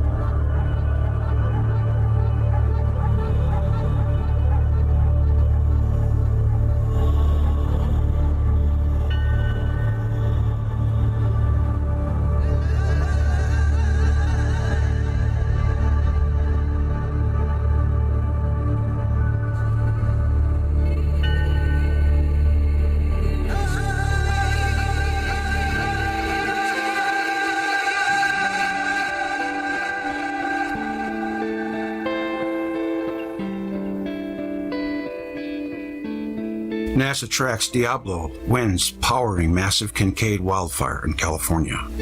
See the picture there? Poor California has been through so much. Gusting winds in Northern California are helping the spread of the Kincaid wildfire, as shown in a new animation from NASA. Meanwhile, QUASAR Technologies captured infrared images. The fire is using its suite of Earth-observing satellites. The winds, which are known as Diablo winds, have reached speeds as high as 96 miles an hour, 150 kilometers. This fuels the fires, making it more difficult for firefighters to keep them under control. The fire grew by nearly 48,000 acres, 19,400 hectares, between October 26th and October 28th alone. More than 2,000 people have evacuated from the blaze. I mean, is California going to burn down or what? Which has consumed more than 120 structures. NASA's new animation visualizes data captured between October 20th and October 28th, showing strong gusts in yellow and weak winds in purple. This data comes from the Goddard Earth Observing System Model 5, GOS-5, a weather model that NASA is experimenting with to better understand weather around the world. This model takes the data from 30 sources, such as satellites, ships, aircraft, and buoys. The Diablo winds tend to originate in the Great Basin region of Nevada. A huge fire that's now clocked in at 21,000 acres in Gyersville, California, exploded in size in just a day. The Kincaid fire started the night of October 24th near John Kincaid Road and burned Mountain Road, how appropriate, just northeast of Geyserville, according to the California governor, and in just a little more than a day, the fire has already burned 21,900 acres in size. What started the blaze? Here's what we know so far about what caused the fire. Broken PG&E equipment was found near where the fire started, but the fire's cause is not yet determined. A broken jumper cable was reported at the transmission tower around 9:20 on Wednesday. California fire personnel found the broken jumper on the tower after the fire had started. An equipment failure occurred on a high-voltage line near the fire's origins on Wednesday night. This was found in an incident report sent to the California Public Utilities Commission. They also noted PG&E learned of the issue when the line didn't reclose that Wednesday night. The utility said that the transmission level outage on the power line relayed and did not reclose. Reclosers will send energy through a line after a fault occurs and restore energy rather than sending a repair crew if the problem is just temporary. However, for severed lines, reclosers can send sparks through down lines. NBC noted January 2018 that they left reclosers on before that, 2017 North Bay fires. In May 2019, the utility dive noted that California regulators wanted PG&E to consider disabling reclosers as a mitigation measure to reduce the need for de-energizing lines. This would keep lines from automatically attempting to re-energize after the fault, which could cause the spark for a wildfire. Yeah, sometimes those lines, they got those big giant things that disconnect, and sometimes them lines just want to keep going. That's when you see those big flows of fire between them. It can be pretty insane. California has suffered its worst drought for 6 years. It's mentioned that it's finally over now. And this forest fire is like crazy there this year, just burning the state down. And a camera might have captured the moment of fire. Red flag conditions played a role in helping the fire grow as fast as it did. High winds coupled with dry weather helped the fire grow by thousands of acres so fast. And I got a video here. That's showing when the fire started. Oh, I see it. Well, the belted Earl has spoken.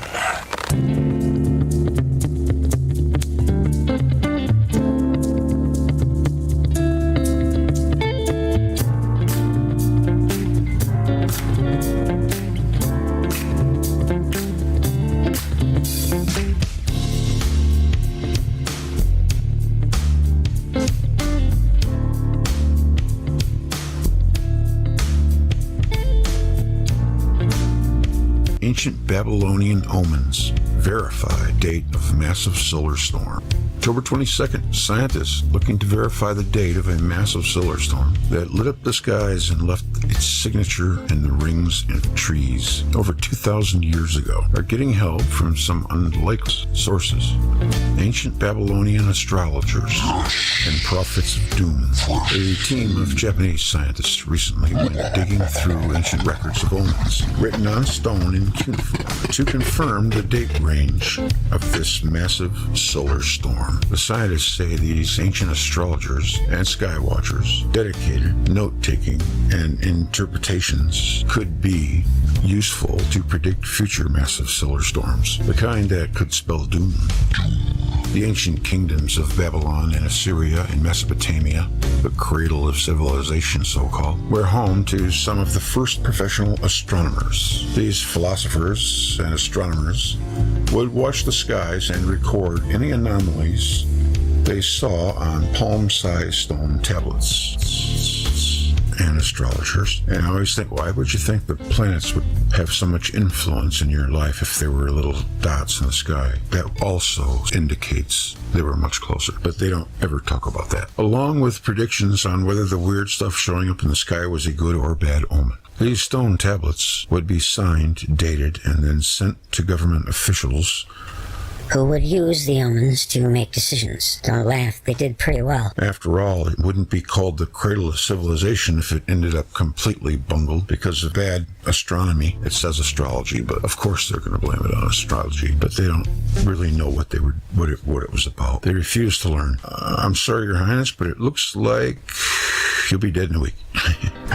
A few millennia later, scientists can use these stone tablets to triangulate the approximate date of a supremely massive solar storm. Scientists already had an inkling of when the solar storm took place due to carbon isotopes it left in the trees. Well, that was probably from when Saturn flared. They still think it's the sun. That's okay. Around the 7th century BCE, in a paper published in the journal that just happens to line up one of Velikovsky's dates, Astrophysical Letters, Japanese scientists reveal how the stone tablets of ancient soothsayers helped confirm it. After digging through the records of ancient tablets, the scientists found 3 that looked like what they were after. The 3 tablets are all from the 7th or 8th century BCE and mention the sky turning red, red clouds, or a red glow. Unfortunately, none of these tablets were dated, but they were all signed by a different ancient astronomer, Izar Senumeres, Nuba Ahariba, and Zikiru. These 3 astronomers all reported directly to the kings of Babylon. Social scientist Yazuki Mitsuma says, although the exact dates of the observations are not known, we were able to narrow the range considerably by knowing when each astrologer was active. There's a pretty picture of the sun there in all its raging glory. The sun could end us anytime it wants. The window when all 3 astronomers were active is only 29 years, from 679 to 655 BC. The research also sets out a new standard for the earliest reliable observations of an aurora by a full 100 years. The researchers say that this is a valuable new method of determining the dates of solar storms and could help predict the next big one, Mitsuma says. These findings allow us to recreate the history of solar activity a century earlier than previously available records.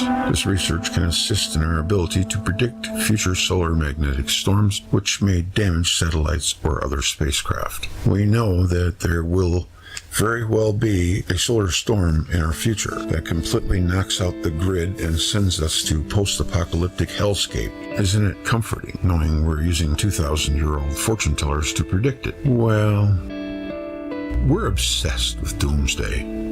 Ever since I can remember, there was always some date that people thought the world was going to end.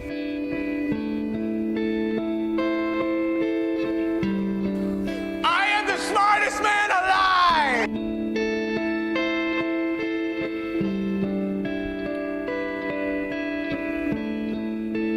I'm not kidding you. I'll be out in a little bit there.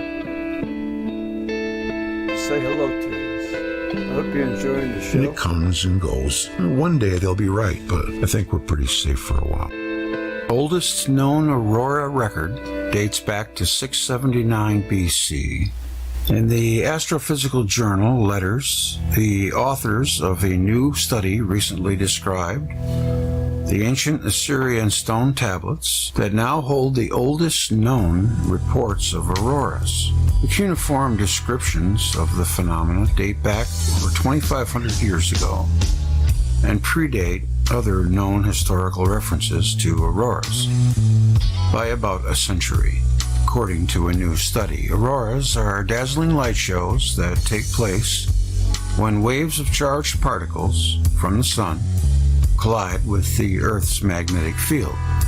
Earth was likely visited by an immense solar storm around the 7th century BC, and the auroras described in the tablets may have been the result of that powerful solar activity. The study authors wrote on October 7th in the Astrophysical Journal Letters. Ancient sky-gazing accounts, such as the one on these Assyrian tablets, helped the scientists to piece together a more complete picture of Earth's cosmic tango with its solar partner.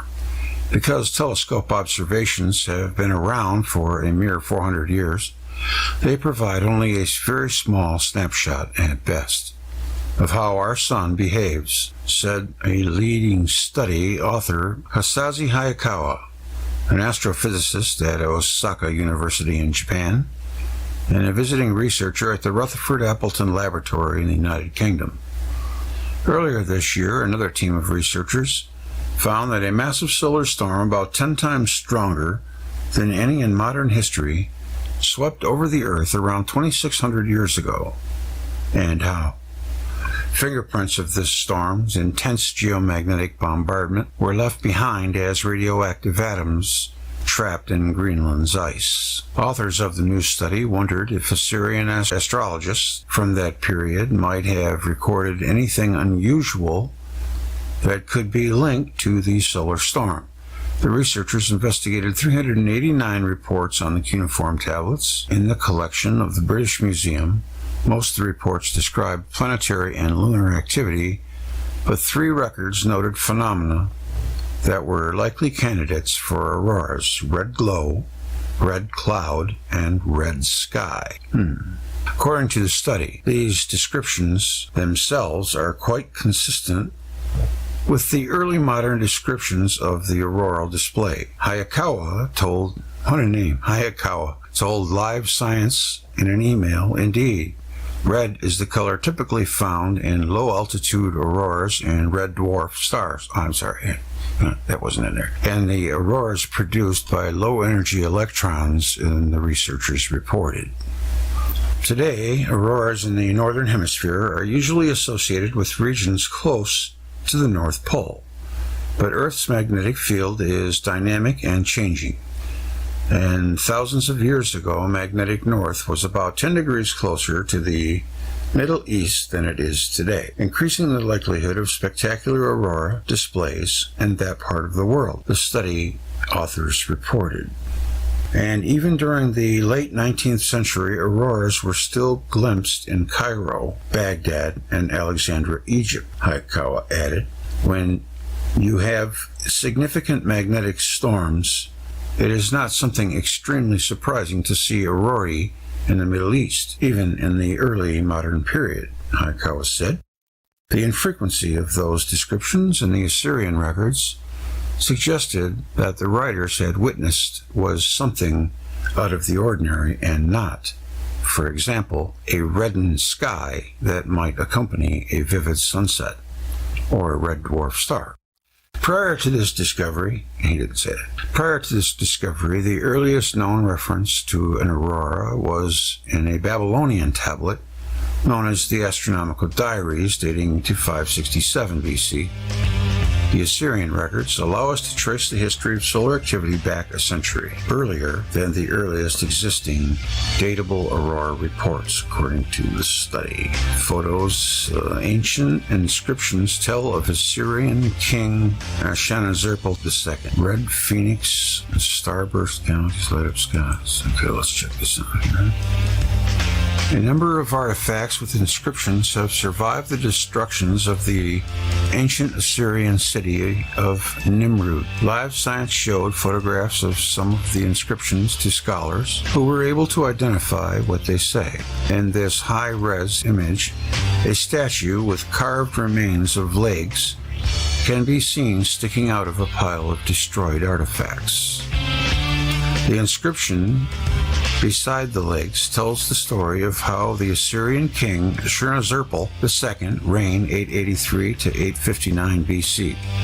Founded a monkey colony at Nimrud. The king received female monkeys as tribute from lands near the Mediterranean coast and bred them with male monkeys. He also obtained, or already had, to found the colony. The inscription says herds of them in great numbers lived in Nimrud. Okay. The inscription describes who Ashurnazirpal II was and who his father and grandfather were. It also describes the lands he conquered and the palace he built at Nimrud. The text on this inscription, one of at least 8 known examples of this inscription from the ancient world. A translation was published in 1991 by Albert Kirk Grayson. I built this palace for the eternal admiration of rulers and princes, and decorated it in a splendid fashion. Part of the inscription says, translated by Grayson, sadly, most of the palace was destroyed by ISIL. Okay, and there's surviving modern war. This work of art was actually restored sometimes before the war, and somehow survived the destruction of Nimrud by ISIL. Is that them kooks that were destroying all the ancient works? Crazy. It shows a winged genie, a common motif in ancient Assyrian art. The inscription on the work of art records that it is the property of Ashurnazirpal II. Another surviving work of art, albeit badly damaged, Iraq archaeologists have arrived on site and hope to clean and put back together the surviving art. In ancient times, this inscription was also copied multiple times. It says that the artwork is the property of the palace of Ashurnazirpal, vice-regent of Assur, chosen of the gods, Enlil and Ninurta, beloved of the gods Anu and Dagon, destructive weapon of the great gods, strong king, king of the universe, king of Assyria, old and beautiful. This tablet also survived the destruction of Nimrud. A great frame, a professor of Near Eastern languages and civilizations at the University of Pennsylvania, notes that in ancient times it was also copied down multiple times after the name and titles of the king. It summarizes his conquests and then records the building and decoration of the palace at Nimrud, frame that survived the onslaught. As archaeologists conserve, record, and photograph the surviving artifacts, more information on what survived will become available. So those crackpots really did destroy some ancient works, huh? Shame on them. And last but not least, the ancient Egyptians' weighing of the heart and admonitions of Ma'at. Concepts of living in balance. I guess when they die, they're supposed to be able to say this. And they get weighed, with the feather. And if they're lying, they get eaten up by a creature. But I just wanted to read them and see how. There's quite a few of them, so let's read them. I have not committed sin. I have not committed robbery with violence. I have not stolen. I have not slain men and women. I have not stolen food. I have not swindled offerings. I have not stolen from God. I have not told lies. I have not carried away food. I have not cursed. I have not closed my ears to truth. Interesting. I have not committed adultery. I have not made anyone cry. I have not felt sorrow without reason. I guess that's not a good thing. It's kind of a sin to be sad without a reason. I would think that would be like someone who's depressed. That's interesting. I remember hearing something too where Saturn punishes the melancholy. Yeah, I guess it wouldn't be a good thing, would it? I don't remember ever being sad without cause. I have not assaulted anyone. I am not deceitful. I have not stolen anyone's land. I have not been an eavesdropper. I have not falsely accused anyone. I have not been angry without reason. I have not seduced anyone's wife. I have not polluted myself. Interesting. I have not terrorized anyone. I have not disobeyed the law. I have not been excessively angry.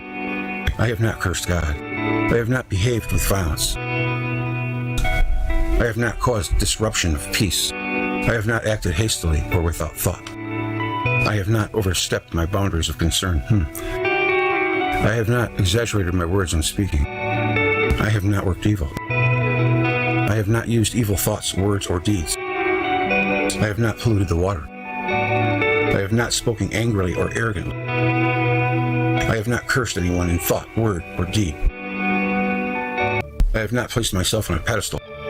I have not stolen that which belongs to God.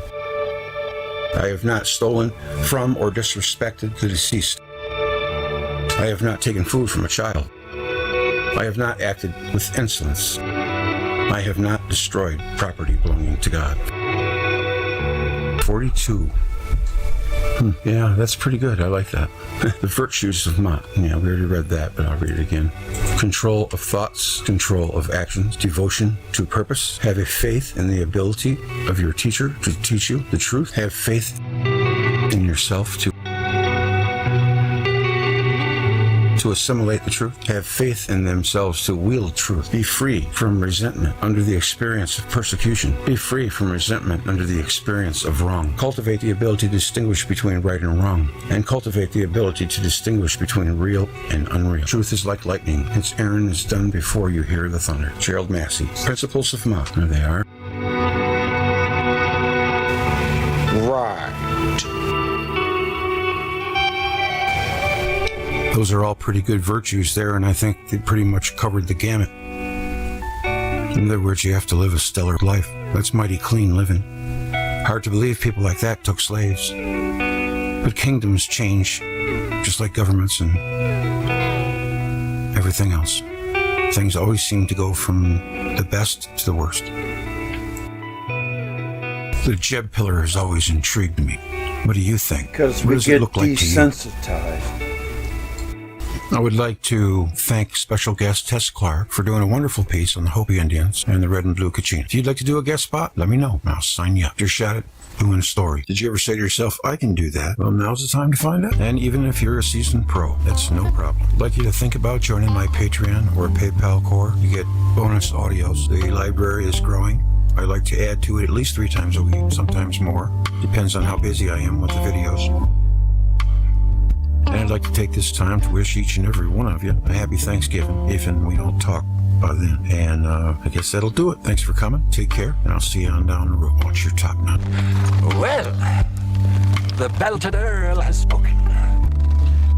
Many like to say that Hubble's fine discovery of the redshift is one of the greatest discoveries in the history of astronomy. I would probably not agree with that. I think it's probably one of the major hamstrings of modern astronomy because the plot was wrong. Halton Art proved with empirical evidence that the redshift is non-cosmological. It has to do with age. As these quasars age, they probably most likely turn into Magellanic clouds and then go into galaxies. As a matter of fact, I believe I read it on Wikipedia, the large Magellanic cloud is starting to form arms for a spiral galaxy, light they can detect. So the Milky Way is probably its parent. If you could figure out how old the Magellanic clouds are, that would date back to the last time the Milky Way was active enough to birth a quasar, faint arm. So they don't even know about the classification on that yet. So there's no doubt that Halton Arp nailed this. And I think he should have the greatest discovery in the history of astronomy. And that's what we're all trying to do. Those of us that know the truth and have the clarity to see it and do not accept the way that he was treated are behind him 100%. It's important that you see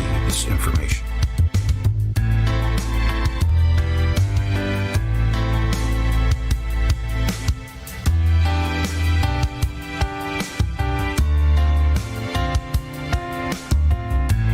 Ain't no sunshine when she's gone.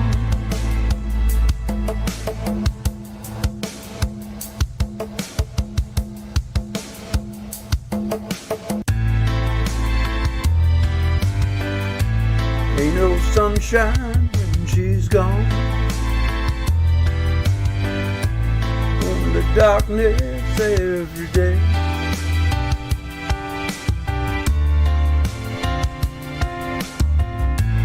Ain't no sunshine when she's gone.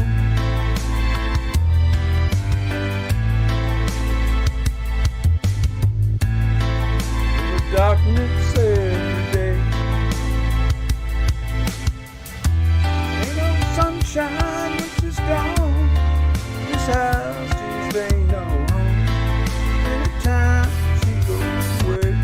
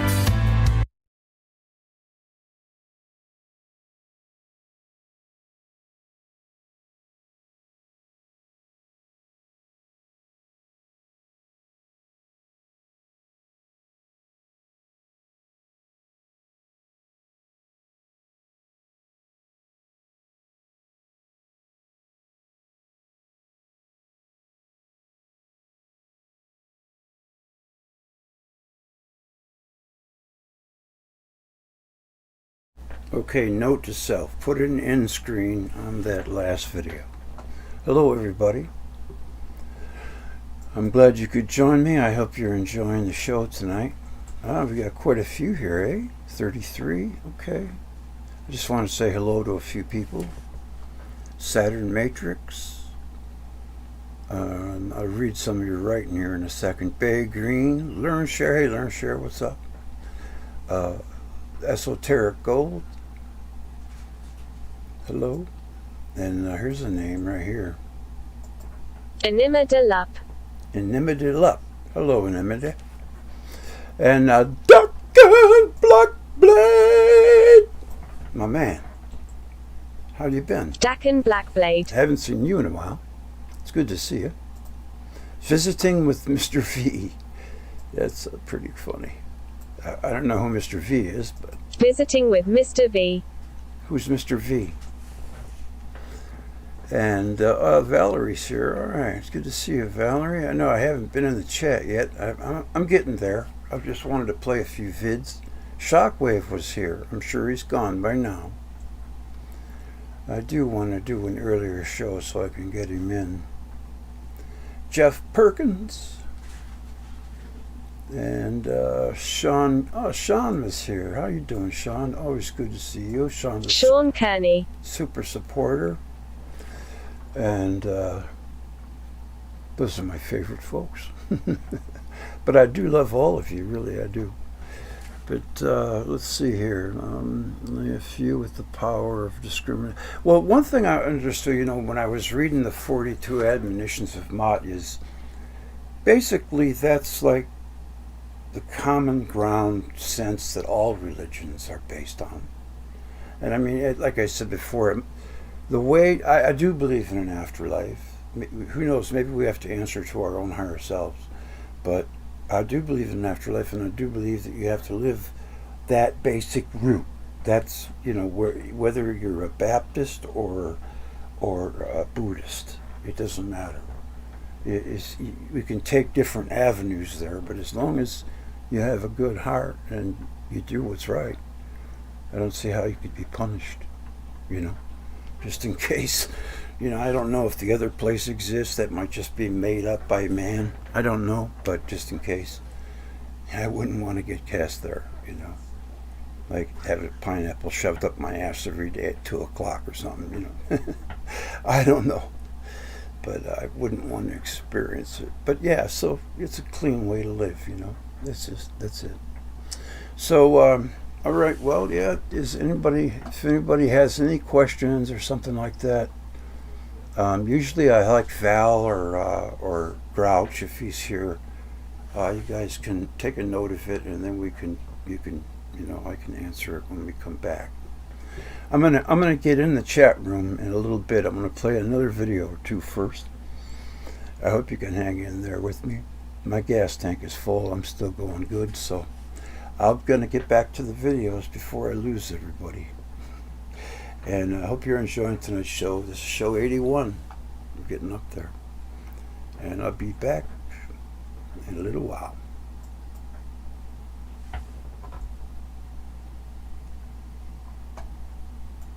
I see him live now. Ego trips. Stay a little. I see him live now. Ego trips. Stay a little bit. Catch you later, right. Enkidu teaches him, Gilgamesh, to be a little bit more humble. That's basically what the story is all about. It's a play to a parable to teach people humility and to be nicer to one another, and it's all a way of the elite to control people's thinking so that they don't turn on the elite. Right. Or they I mean, doesn't it what it always comes down to? They would turn on the king and kill him. Yeah. And so they made that illegal in the eyes of who? God. You'd go to hell if you ever did that, right? Mm-hmm. So guess what? Nobody's gonna go kill the king now. No, I think that's more like it. I think that's more like the origin of this story. I think that's what it's about. Yeah. A parable, the first type of control parable. It's the same kind.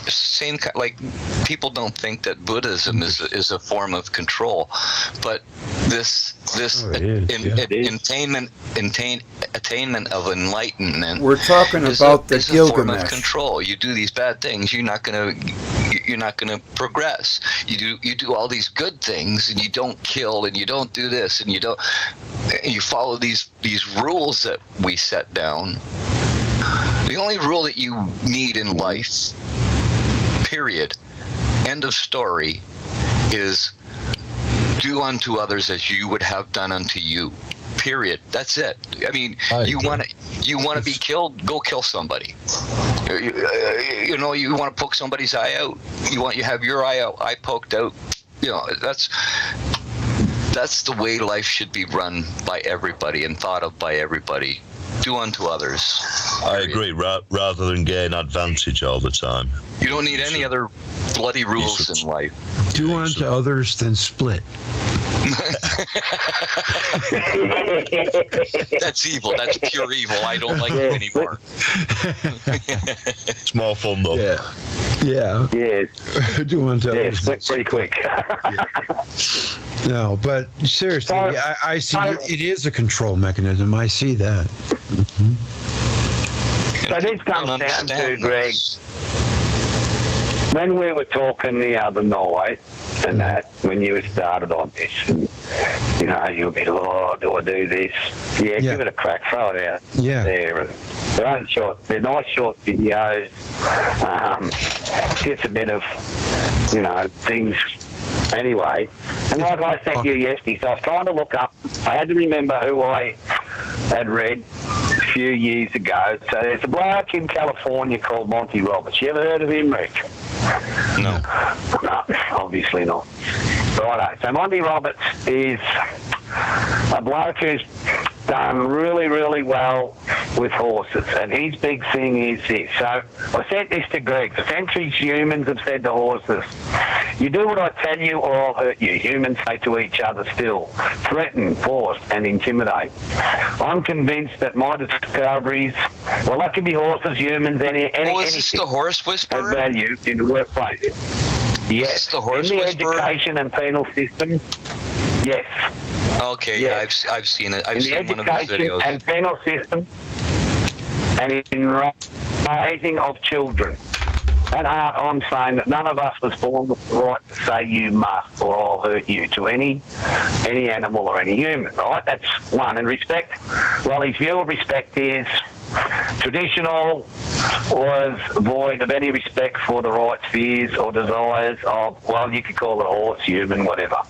So you don't care about the other person's desires or anything. You just care about number one. So, and this is true, you know. A horse or a person needs to know who his boss. This statement qualifies to anyone who's in charge to force the pain, right? So his belief is to learn, you do it with praise and respect. For these reasons, the word breaking is quite appropriate in traditional training. So you go to school, if you didn't do what you were told, what happened to you? You got belted in you, didn't you? Or you got broke in. No, and that's really what he's talking about. Yeah, you got broken in. yeah. So, yeah, it's taken 6,000 years to begin to realise that that's really not the best way, right? So yeah, so I thought I read his books going back a few years ago when we were doing eventing and stuff with horses, right? Because it does seem to work a lot easier, but it takes patience. And when Greg was, I thought, so what I'm getting at is, you're right, and people like him in the modern world have sort of found it in different ways. I don't have to. No, Andy, keep going. We're digressing, but keep going. Well, basically, what I'm getting at, these stories are about the ultimate way of control. What Rick says is through fear and things like that. You don't have the alternative because that could empower you. Yes. That you actually make friends with the animal and it does it voluntarily because it wants to help you, because it feels brotherly to you, or a friend, you know. And that is the way. That is the way with horses as well, and dogs. You can't make a dog love you by kicking it, you know, or a horse. No. And they'll do anything for you if they love you. Simple as that. So yeah. They trust built on fear. It's the same with a person. If a person trusts you, a person will do so much for you. Yeah. Basically, modern religions have the philosophy of scare people straight, make them think that where they're headed for, if they continue this path, is so grisly that it's beyond thought. So we better repent your sins and live this way. That's the way I see all modern religions. Yeah, control systems. Yeah. And when were they made? Back in the Roman days. What is a sin? As Rick said before, the sin's really that I'm not following whoever's dictating the law, their law. I have an alternative. And if that are my alternative, I'm now a sinner. So do you think these people had space stations up there and all that, like it says, or do you think that that's really taking it too far? You know, remember Aristotle. Okay, Aristotle said that if we really knew our true origin, it would be too wild to believe. Something to that effect. So, you know, I mean... Well, we have no idea, do we? We just have no idea. We really don't.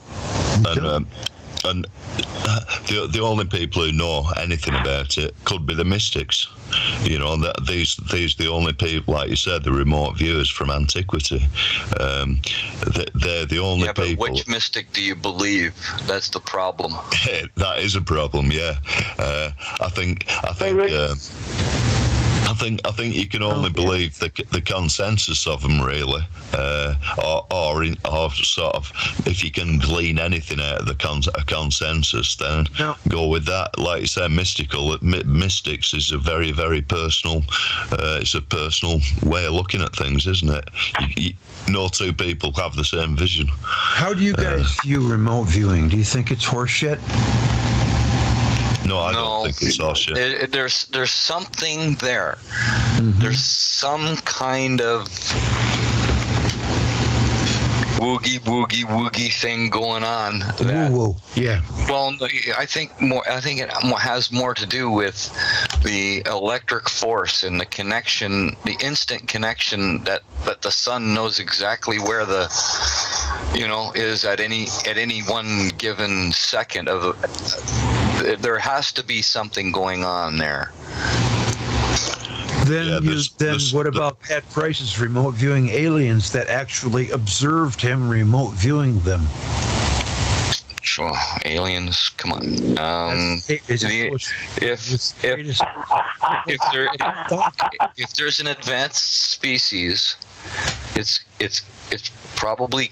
This is going to sound stupid and silly, but Wallace Thornhill, Electric Universe, coronas of suns are what? A plasma envelope with probably a planet or 2 or 3 maybe even inside it. Same as we were inside the brown dwarf star Saturn. There's no doubt to me. So if there is an advance, I mean, they didn't go through the same thing that we went through. Our plasma shield dropping, going into this new solar environment that we're in, that changed us, that changed our Earth, that expanded our Earth, giving the Earth way more energy than Saturn could. That expanded the Earth 50% or a little, maybe a little less, but increased the gravity about 50%. Yeah, I agree. Yes, and that brings us. See, I have no doubt in any of that. I'm sure of it, but I mean, we witnessed Soho and all of these cameras focused on the sun. We can see stuff going into the sun and not causing any problem, and then we see stuff shooting out of the sun, and these bubble, I'm pretty sure double layer bubble that sit there and look like they drain energy off the sun. What is that? Yeah, no doubt. I've seen that before. So the only thing that makes sense is if double layers can keep out temperatures of 87,000 degrees, well, don't you think that they could probably protect a ship against the sun, creating a double layer so that all that energy doesn't penetrate to the surface of the ship? Who knows? There could be a way more advanced species inside the sun, and they could have claim to this solar system too, because we're the intruders. That's right. We came in through Saturn. It was pulled into this solar system. Boom. And if there were beings on the sun, they'd be very highly energetic beings as well. In the sun, not on the sun. They would have to be inside the corona. They wouldn't survive on the surface. It's 4,000, 5,000, 6,000 degrees there, man. It is, but like you said, there's double layers, so that's the surface, and you could just go under the surface, and maybe it's cool. No, the sun's surface is probably a double layer, but there are other double layers in its atmosphere as well. Just like the ionosphere of the Earth. Layers. The ionosphere of the Earth has 400,000 volts in it. Yeah, positive electricity. If it was to be ionized, the Earth would look like a star. It's the whole. Look at the electric discharges to see the different double layers in the Earth's atmosphere. Way up high, we get the elves, and there's another type of discharge that's above the elves. Yeah. Then we get what? The blue jets. The Earth and the sun are connected in real time. Then we get the red sprites. Then we get the blue jets on top of the thunderclouds. And then we get electric discharge within the layers of the thunderclouds. And then we get the electric discharge, the short circuits between the ground and the cloud and the bottom double layer of the atmosphere. There's multiple double layers in Earth's atmosphere. The sun probably has multiple double layers as well. So does Venus so does Jupiter and Saturn. What? So really, we are a duplicate of, you could say, in a smaller way, we are a duplicate of what you're talking about with the sun. The sun is just bigger, hotter than we are. Hey, check this out. And that ionosphere is doing the same to us as what you're talking about with the sun. It's protecting us. Like no, the sun shortened our lives. We can live with. Yeah, the sun shortens our lives. Yeah, the sun we lived longer when we were in the red light of our star. Yep. Yes, but more I'm getting at, even when we're in the red light, we would have had something. There would have been something that still gave you some protection from too much energy. What the problem is all these cosmic rays and stuff that just zip right through you. Mm-hmm. If you're contained inside a corona of a sun, mm-hmm. you think any of these super heavy or super light energetic particles is going to penetrate into that plasma? No, they're going to be captured inside that plasma double layer. That's why they lived so long. they lived so long. Yes. Yeah. Check this out. One day, Ingo Swann, who was a famous remote viewer, decided on remote viewing the planet Jupiter. During the time, the NASA Pioneer 10 was to make a flight around the planet. Ingo described a ring around Jupiter before the astronauts could even take a picture. And, this isn't going where I thought it was going to go. This incident was published by Stanford University. Regardless, many scientists were impressed by the information and most accepted the existence of remote viewing. Among the many different successes that Ingo Swann remote viewed, okay, maybe we're getting there, on the objects found on the moon. Unfortunately, he also went through mistreatment by some CIA officers. At times, the CIA already had information on the locations he was asked to remote view. Ingo claimed they never really needed his help. He remote viewed some aliens, I think, on the moon. You've lost me? Are you back? Well, so I'm saying, I'm trying to get to where, and he said while he was remote viewing these aliens, they discovered his presence, and he got scared, and they even tried to follow him back. That's pretty wild, man. Yeah, I thought this was going there, but I don't think it is. It's just talking about the CIA. But I saw Ganymede and Jupiter there, and I thought it was going to go there, but he just talks about, this is just kind of tame. I want to see the one where he was talking about having dine-outs and freaking Enceladus, and it was crazy. I'm like, oh, come on. That's got to be ridiculous. But then everybody says, no, remote viewing works. It's real. But, how do you know? It could just be your imagination. I've had a good experience with remote viewing, Greg. I don't know if I told you, I predicted the first three horses in the Grand National, which is a very popular horse race over here. There's about 30 horses run over a 3-mile course, and I don't know if you're aware of, it. And I got the first 3 horses. Unfortunately, you've got to be very specific with the questions you ask, and I didn't get them in the right order.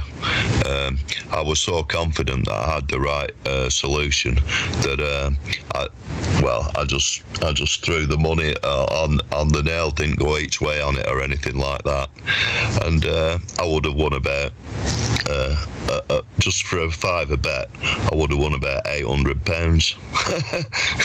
And wow, man, you should have went with it. I know. Well, I did. I went, but I put I picked the first, second, and the third horses in my confidence, in my supreme confidence.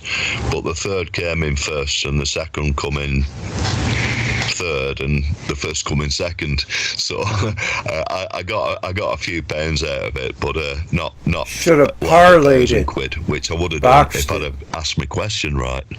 And yes, I mean, I concentrated on the question, and the answer came to me, and it came visually, and I've done it. It's not the only time I did it, because I did these exercises, and I could really get them right, provably. Maybe more than 50% of the time, I would get a shape, and it'd work out correct. You know, you can't exactly see when something comes into your mind, when the question you ask for, a picture sort of formulates in your mind. You can't necessarily see what it is. It's got a shape, so you might just quickly scribble the shape down, and then you might get a feeling of blue or purple or a colour, so you'll put that down, and it all adds up. It all adds up to something. Like for me, I could picture the colour of the horses that came past the winning line, and what colours the jockey had on, and that's how I did it. And it's the same with remote healing. That seems to be it's a connection to the ether, that connection that everything shares, that electric connection, that or energy connection. I don't know if you can call it electric at that point. It's some information field. There's some information field that we can get hold of. It builds all the electrons of all the different varieties of electrons that exist out there. The proton and the electron are probably one and the same particle, just at different energy states, at different frequency levels. I've been talking to a fellow named Robert, and he's been an interesting fellow to talk to, and I'm impressed with you know him. He's in the EPCM chat. Robert Ashcroft. Ashcroft, yeah. Robert Ashcroft. I didn't want to use his last name. All right, well, check this out. Okay, I just want to read this. It's just. Can you cut that out? I don't use his name. Yes. I'll cut it out. Okay, this is what I'm talking about right here. Ingo concludes he is likely on the dark side of the moon, and is surprised to detect what he interprets as the presence of some sort of atmosphere. This, of course, would only be the beginning of his surprises on this viewing. After this unusual and comparatively tame experience, he is given another set of coordinates on the moon by Axel, at which point he becomes aware of a greenish haze. He reports that this haze appears to be emanating from a crater and surrounded by darkness. Now, I think automatically of that one crater with the blue, but this says green. Before reporting that this haze appears to be coming from actual lights given off a green hue on the top of towers of some kind. At this point, he apologized to Axel, assuming this vision must be a consequence of some kind of error, since he assumes that there cannot possibly be lights on the moon. At this point, Axel appears bewildered and asks him if he is indeed certain that he is seeing actual lights. Ingo goes on to tell Axel that the towers which possess the lights appear to be extremely large. He asks Axel if either NASA or the Soviets have some kind of secret base on the moon. He receives no answer. As Ingo wrestles through how this could possibly be, he straightforwardly asks Axel if the technology he is viewing is not ours, to which Axel responds with a grin. Quite a surprise, isn't it? Shortly after this, Axel admitted to Ingo that this psychic expedition did indeed involve attempting to interpret photographic evidence that had been acquired from the moon, but whose resolution was not adequate to the task. It is at a point that they brought Ingo in for the job. Here's the good stuff. At the next session, Axel gave Ingo more coordinates on the moon, at which point he reported towers, various machines giving off lights of various colors in the midst of unusual buildings. Some of these buildings, in Ingo's mind, had clearly been designed by some sort of being, and in some sort of a being, and for some sort of being, rather than being the product of some kind of cosmic accident. At this point, he described what he interpreted as some sort of being, males, who were either human or at least humanoid, naked and performing some kind of task on the moon. They appeared to be surrounded by a green mist and digging into a hillside hillside or cliff. I'll just stop there. I mean, that's pretty freaking wild. And he goes on to say that they discover him and they chase him out of there. He got scared. Now, how could they discover him? Wow, that must mean there must be some kind of real physical travel of something. The Ka that the Egyptians speak of. Perhaps. Did I lose you guys?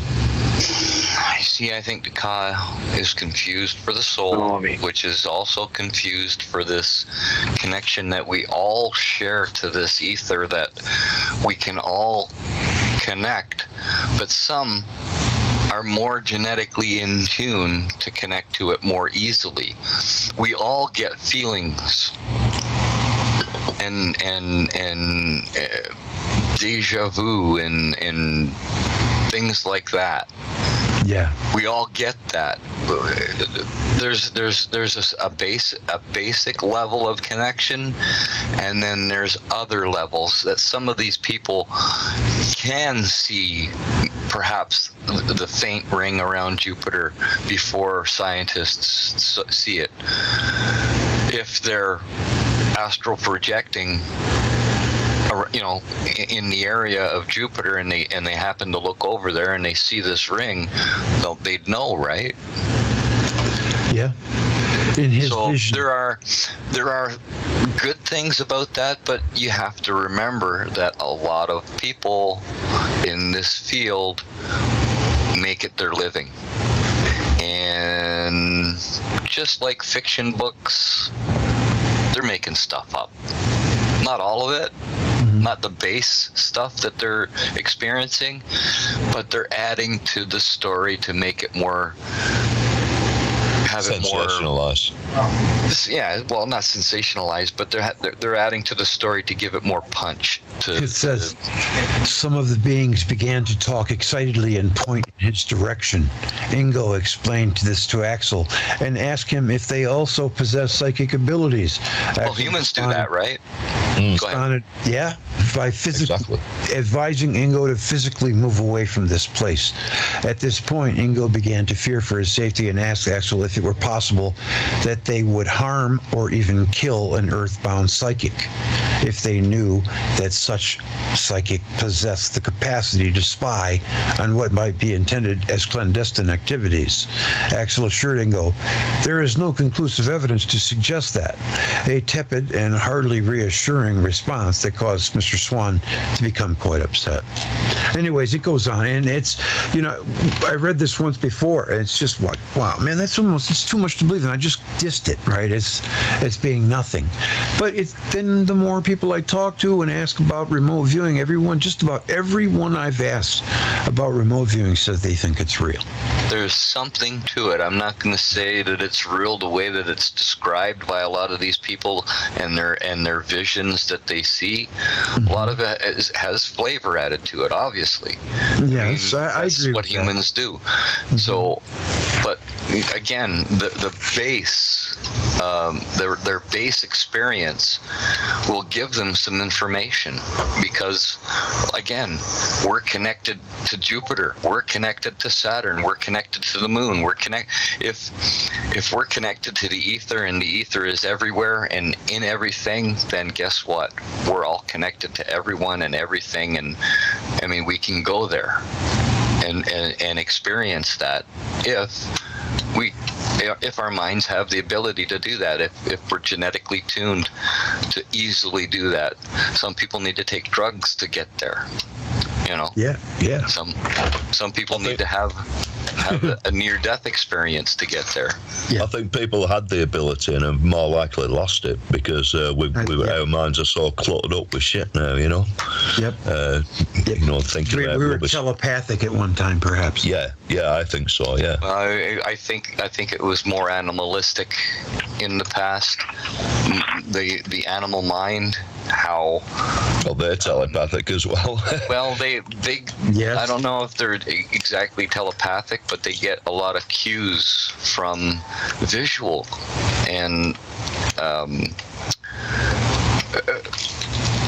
electrical or verbal. What does they say when you're going around like a big dog? Don't show him you're afraid. He'll know. Yeah.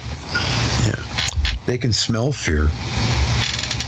They know where the pack members are if they're far away. You know, they can find a bird. A bird can find its mate at sea from hundreds of miles away. And I wish I could find one. You'll have to grow some wings, Greg.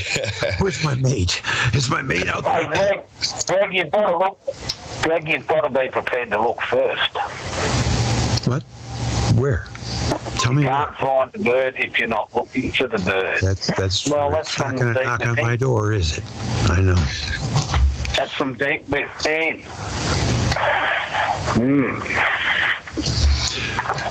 Nikola Tesla says, I have observed electrical actions which have appeared inexplicable, faint and uncertain though they were. They have given me a deep conviction and foreknowledge that all human beings on this globe as one will turn their eyes to the firmament above with feelings of love and reverence. Thrilled by the glad news, brethren, we have a message from another world, unknown and remote. It reads 1, 2, 3. Nikola Tesla.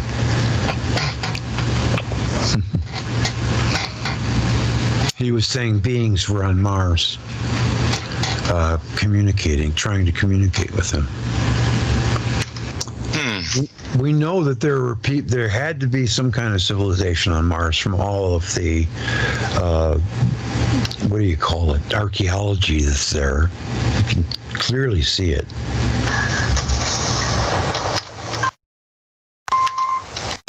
Obelisk, what does this say? Were ETs given him the knowledge that only he could understand? He spoke of a knowledge base located somewhere in the universe that all of humanity can tap into if they could tune their minds to it. Oh, there we are. Was he given images to assist him in furthering mankind's technology? Every single songwriter that I know of, like Bob Dylan, Keith Richards, they all say that it's out there already and their antenna just picks it up. You know, could Tesla have tapped into an ancient source of knowledge? Was he rediscovering technology that may have been used before? And that's very interesting. And he says, in the past, there were stories of towers that relayed energy, obelisks found all over the world. They are all connected at some point, feeding off of Earth's magnetic grid. Well, that's the Earth is, it's I'd like to add that if we were in the Purple Dawn and we were inside this energetic bubble, I think that the environment the electric environment was a lot more energized than it is now. Like you string a string 100 meters or 100 feet into the air, and you can draw power off of that. If you pound a stake into the ground, you connect to the one side, and in the other side, you can charge your phone. Yeah, there was more energy in the air available back then. If you do that on a mountaintop and take a drone and fly it 100 feet above you, you're going to get a lot more energy. Up there. You might even get a lightning bolt. Might even induce a lightning bolt. He was trying to connect to an ancient energy grid powered by the Earth and the other planets. Like he was trying to tap into the power of the solar system. Yeah. And was he communicating with advanced celestial beings that visited Earth thousands of years ago? No, the Birkeland currents and the telluric currents that run through the Earth. Our Earth receives 10 million amps every second of every day from the sun along the Birkeland currents. It comes in, it goes down in through the double layers, short circuits here and there, and goes into the planet itself, the crust. It grounds, basically. And then, where does it go after that? I think it goes even deeper and feeds into a plasmoid that the molten rock might be the plasmoid. I think so too. That contains all this electrical energy. right? Well, I think so too. And to get back to Tesla, when he built that Wardenclyffe Tower, his goal was to support these flying machines, what he'd also devised. Apparently they were a bit too heavy and cumbersome, but the idea was that they could just remotely take the power from the tower and fly around the place. And if there were a network of them, you've got flying people. Maybe that's what was happening in ancient India with these massive lingams and towers and pictures of Vimanas everywhere whizzing around. Maybe that was a technology that Tesla kind of reimagined. You know, it's very possible. Yeah. And then if you look at things like the Dogon of Africa,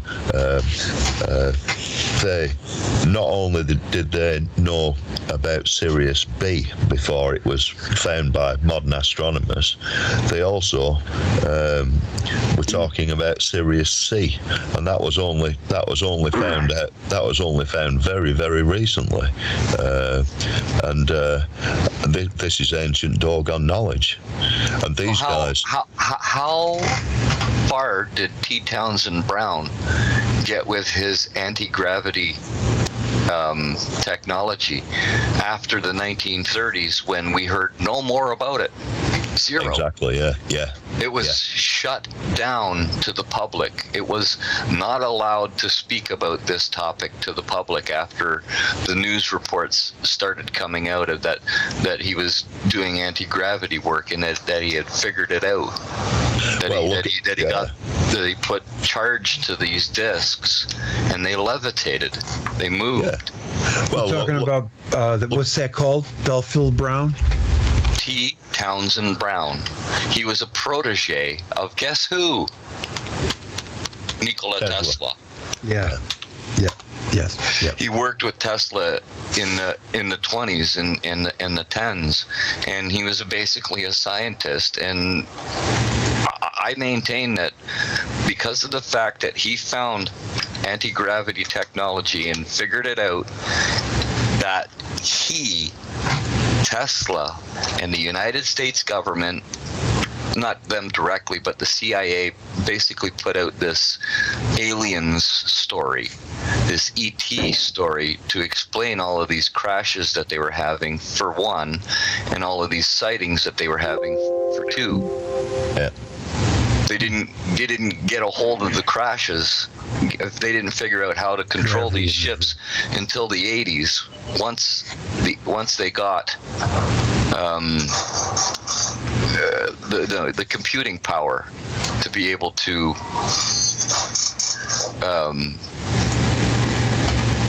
control them better, you know. Yeah. So that's my thought on it. Well, it's plausible, and also. Well, a lot of the evidence points to it, because before that, it was talk of the gods from Sumeria, and that talk really didn't start again until the late 40s, early 50s. Yeah. Before that, it was just the gods, and we know them to be the planets.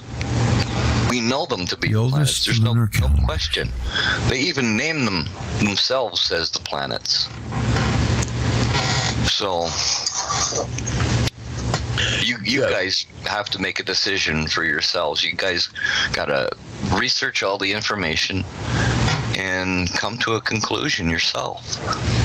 And know that it's stated that the CIA's main aim is to have everybody confused and believe all kinds of different things. Yeah, like this alien invasion impending, you know. Yeah. They're not. They say that the CIA is not supposed to mess with the American public, but they do. Of course they have. It's a mind psyop. It's all been a psyop from the word. Most of science is a psyop. Yeah. Most of science is, isn't it? It's pushing belief a little bit. Gravity is electric. That's why they can overcome it. UFOs are man-made. Field. just by spinning freaking Mercury. 45,000 RPMs under 250,000 atmospheres pressure. That's what they do. And it all started with Tesla and Townsend Brown. And they were anticipating this great Jetsons kind of universe in the 50s. I remember it. I was born in the stopped. 60s Yep. and the 70s, and Yep. we were supposed to have flying cars by the Oh, 80s yeah. and 90s. Yep, and flying they were cars. supposed to have flying cars in the 60s, Right. in the 50s. Mm-hmm. I mean, Yep. That's where the Jetsons came from. military-industrial complex wins again, and who controls them? You know who controls them is the banksters. Yeah. And there's somebody else above them too. Yeah, the banksters, you got that right. That's where it's all coming from. Yep. All the control, everything. The want to have 500,000 people only on the planet. That's for them to easily control. No other reason. No other reason. They control the means of production. They think we're using up all the resources. We're taking everything from their world. Right. Yep, that's right. That's the way they look at it. It's their planet. It's not ours. We're just, even America. We were intended to be a plutocracy. We weren't intended to be a democracy. like Enki and his slave. We're just slaves to them. Yes, that's it. Worthless eaters. That's how they look at us. Yeah. Where do these people live? And there you go. You've just gone back to the. You want to go you've just gone back to the original question. They live in. Oh no, you wouldn't get close enough. Hamptons. You wouldn't go get close enough. Yeah, and to get the disk to move, all you have to do is apply more charge to one side or the other, and it'll move in that direction. Simple, huh? Mm-hmm. Quite. And we all should have and there's a clue to what gravity is.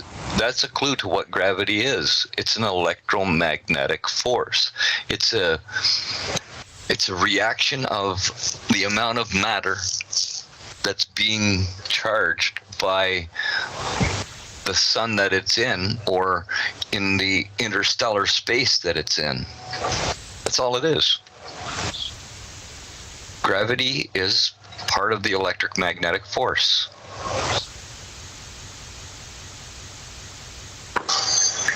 Based on an atomic rule.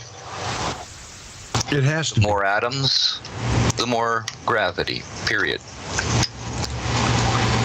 Like the more atoms, the more magnetic field you get too. Okay, what did you say, Grout? So we're back to Enki, Anu, and Adapa. We're back to Enki, Anu, and Adapa. And stories.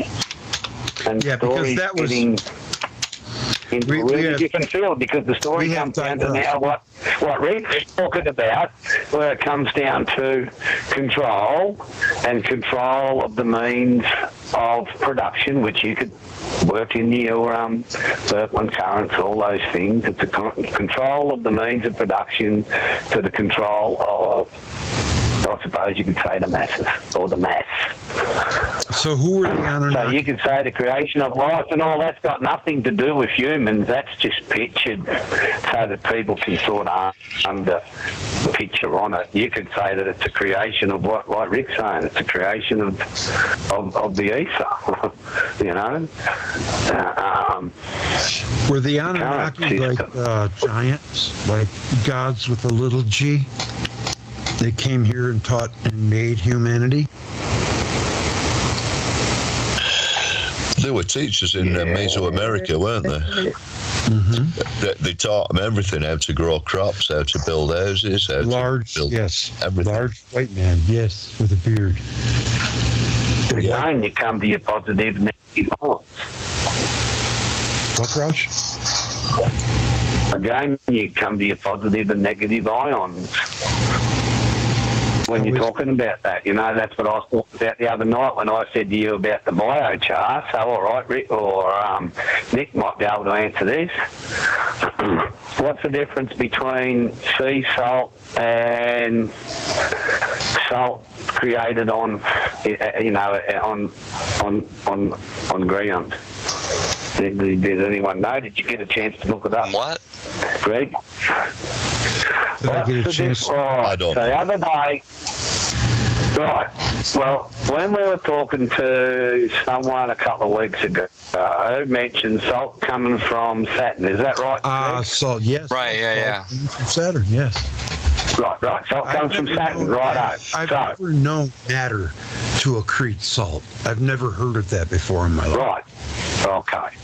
So I was doing some research on biochar, and when you do it, if you get it hot enough and you turn your wood to a white ash, you now have in that wood salt. So if you use a lot of that ash, a lot of ash from the burning of organic matter, you accumulate salts in your soil, right? But if you just get it to the charred state, you have no salt in it. So would that be a transmutation through the burning process of organic matter? So then Greg said to me, yeah, but sea salt's different. Right. Don't you think sapphire can make sodium atomically? No, do you think the sun can make sodium atomically? Do you think what's going on in the atmosphere of Saturn is not making sodium? Yes, but what I'm getting at is, what is the transmutation for it to do it? Does it have an organic, what we would call, as in through our trees, grasses, organic matter, right? That's one way to get it. But... Right, that's what I'm getting at. That's what my question was. When I said to Greg, you know, it was just like, you know, we come across where salt comes from Saturn, right? But then it would appear also that we produce salt here too. Mm-hmm. Right? So what I'm saying is, say all our salt came from Saturn may not necessarily be the correct answer.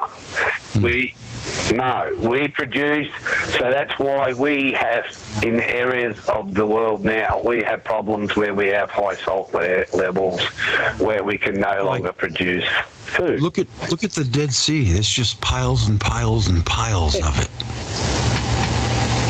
Yes. Yeah. Had to come from somewhere. Look at Jesus chasing them out of the temple. That a boy, Jesus. Get him. Turn them tables, bruh. Get them bankers. Yeah, banksters. I think there is. I think there's an element of this production of, for example, they reckon chickens can make their own calcium if there's no calcium around. They can produce calcium out of phosphorus or potassium or something like that, which is the next one to sodium, I think, and maybe life forms are actually producing some salt. We do transmutations in our body. It's a proven fact that humans do transmutations. There was the case of the welders who were breathing in argon or they were breathing in some gas, and it was giving them CO2 poisoning or something like that. It was their lungs were transmuting that gas into another chemical that was not good for them. Tobacco and a breeze. We do atomic transmutations in our body. That's nothing new. We're a microcosm of the macrocosm, boys and girls. We're a little plasmoid. Each one of us is a little plasmoid in our own right. Apparently we have two. One in our head, and the other one is our heart. Because if you look at the heart muscle, it's if you took a heart muscle and put it on a table and cut it in the right areas, you can make it into a strip. It's basically a strip, rolled up. I was gonna go somewhere. Oh yeah. Yeah, apparently the heart kicks out.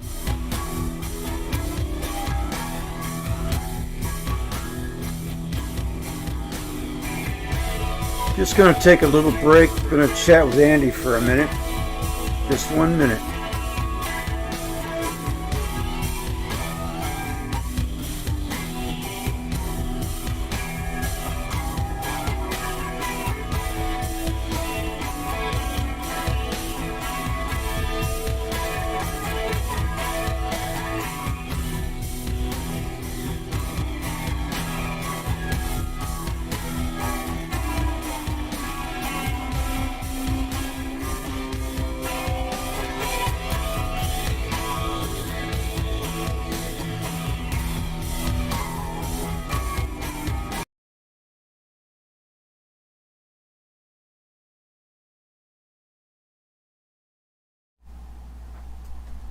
Andy, are you there? Andy, are you there? Earth to Andy. Yes, I'm here, Greg. How you doing, buddy? Yeah, good. Self? Yeah. You know, I mean, considering what I've been through in the last week, you know, it hasn't really been pretty, but I got through it. Now I'm paranoid. I don't want to put my credit cards anywhere. I'm just, I mean, man, what I went through, it was tough. And I still don't know if I'm all the way through it. You know, the good part is they tried to get me for $1,200 on Cash App, and that failed because they were hip to the fraud by then. Yeah. But man, that saved my ass. I'm sorry, I mean to swear. So what else? You're right. So I'm sure over there living life in bliss in the summertime in Australia is probably nice. We've got We've just had our first. We've just had our first 2 summer days. Yeah. The rest of them have been raining and fairly cool. Mm-hmm. So it's in the 30s today. 34, 35 today, what is that? Which is about 96 in your talk. Okay, yeah, that's serious heat. That's fairly warm. Yeah, that's pizza oven heat. You know, when they feel like they just turned a pizza oven on you. Oh no, that's 40s when it gets to that. Well, yeah, I don't. But it's drier there than it is in Michigan, so it's more humid here. So 96 here probably feels like 120 there. Yeah, we've got a lot of humidity at the moment because of the rain and the flood. Did you happen to notice in the beginning of the live stream where it showed Australia how brown it's gotten in the past 6 years? I didn't see the start of the live stream. I think it's the first or second song. It shows it, and it just shows as time goes by, it just gets browner to the point it turns red. But as you'd be aware at the moment, California is in a massive drought at the moment. Isn't that funny? We had that for probably about 8-9 years. Isn't it funny how California and Australia seem to have a lot in common? They seem like we're connected at one time. Well, they say that. Yeah. They say the rocks and that. Because California, the topography in California is nothing like the rest of the country. It's completely unique unto itself, just like Australia. Yeah. So I think there might be something to that moo thing. You never know. But at the moment, we've come into summer and everything's green, and that's been a long time since we've had that. That's lovely. Yeah, so. How are the horses doing? Yeah, they're doing okay, nice and fat. Yeah, the cattle, they're doing good. Yeah, they're doing good too. How's the boss? Yeah. How's the boss? Oh, the boss is doing well. Yeah, keeping me on my toes. Yeah, that's cool. Yeah, don't tell her. I Doing said every that. good man. Yeah, no, You know what I have to do one of these times? I'm gonna have to live stream the haunted hayride that I showed you guys. They went on a haunted hayride with me and my kids in Australia, in Michigan. It was kind of weird. Yeah. I don't know Yeah, I still haven't watched it. I don't know if the camera was any good or not. Oh yeah. No, it got a bit dark too, but Yeah. just the noise, the talking, and Oh. everything in the background. Yeah, it was a haunted hayride. It's like 20 minutes long. I should play it sometime. Yeah, and then you got the ice cream and Yep, everything. And you went for soda or something, and they were closed. Yes, yeah, that was at the very end. We wanted to get cider donuts. I mean, going to the cider mill, you got to get cider donuts, especially when they're warm, But yeah, just And as they well. closed. They were closed. Yeah. Can you see the chat on your screen, Greg? Well, yeah. Just a second. Let me flip over to it.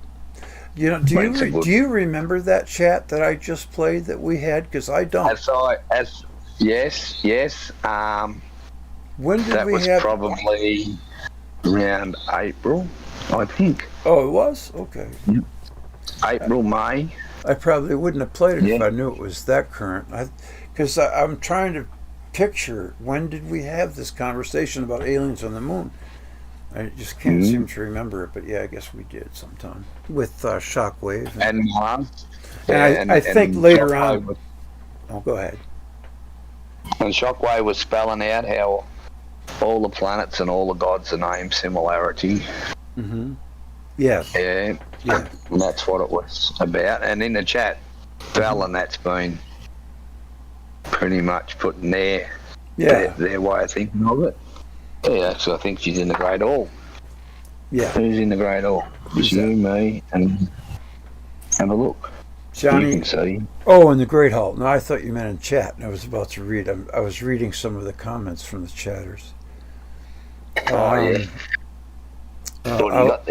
look in the Great Hall here. We're just the three of us are here. Yeah, you and me and Valerie. Johnny's list. Hi, Johnny. How you doing? I got a custom here. I got to always do this for the first time, so I got to do it for you.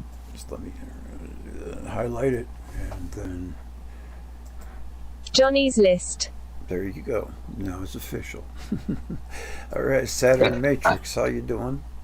I like to say hello. Saturn Matrix. I like to acknowledge you guys for hanging out and making me look good. Dres Sinclair. Yeah, some of the comments are really good too. Oh, I always read them when I watch it, and then I feel bad when someone says, "Hey, Greg, how you doing?" and I can't respond. It bothers me. Yeah. But that's why I got you out there and Val, and I know you guys treat everybody really good because they stick around. Well, we try to. Yeah, we try to, don't we? Dres Sinclair. Well, that's a huge plus for me. Thank you. It helps me. No worries. Helps the channel. No worries. So you've been getting some cold weather lately in Michigan too, haven't you? Bit of snow. I'll tell you, November is the weirdest month that I believe I have ever experienced. It's 56 today, and it's December 3rd. It should be like 26. So it's been cold for a couple of days, then it gets warm again. Then it gets a little cold, then it gets warm again. But last night it was really cold. So yeah, winter's going to be piling in any time. I say get it on and get it over with and get the season going again. By the time it starts this June, I'm going to be in mid-season form. Yeah. Okay, because I seen where I think it was New York. They got a big dumping of snow, wasn't it? New York or Washington, one of them about a week ago. They were getting a big dumping of snow. Mm-hmm. Yeah, and I thought, Greg might be copping a fair bit too. Yes, well, the luck has been kind of tough with the whole complaint thing. It seems every time I open my email, I got a new one. You know, oh, there's been a complaint with a copyright, and you know, what the heck? How can there possibly be a copyright on something that's in the public domain? It says right on the public domain, the author has agreed to give up all rights, and it belongs to the public. It's a reply to a crypto. And I still get hit with a warning for copyright. And then I read the article. Did you see the thing that I posted on the community? I read that. I read that article. I don't know if many others got to see it. Hello, but that was interesting, wasn't it? How they're hanging. Basically, people are getting scammed. Yeah, you pay me, if you pay me this, I will. Yeah. I will take away my reports. Well, I just have so it appears Google's got. It appears YouTube's going to have a look at some of their systems, because if that's happening to small players like you. Oh no! There's people who have lost their channels with 10 times more than me. Absolutely. Yeah. I'm still in the little league, man. I'm not trying. You know, I mean, I'm fortunate. I don't. It doesn't matter to me, the number. It really doesn't, because the bigger you are, I don't know. Said good morning. The more you have to impress or something, you know. And I don't press. Yep. I just create will. And that's, everyone is very patient with me, and I like that. Yeah. So if I get big, then I'm going to have expectations. I don't want that. It's just a number to me, you know. Yeah, but what I was meaning, if that's being done to people like yourself, what are some of the bigger? Right. Well, they've been taken down. There's a few that have been taken down, and then. I don't know what happened, but Kanye West got into some scrap about something and lost everything. I'm like, what? I mean, what's going on, man? You can't do that. I don't know the whole story there, but man, I haven't followed it. All of a sudden, the media just seems to be beating the hell out of the guy, and I just don't know why. What did he do? Yeah. Oh, I see something, I think. He made anti-Semitic remarks. Oh, okay. All right. Well, I didn't know that. You know, you don't do that, man. That's... He's speaking of the Zionists.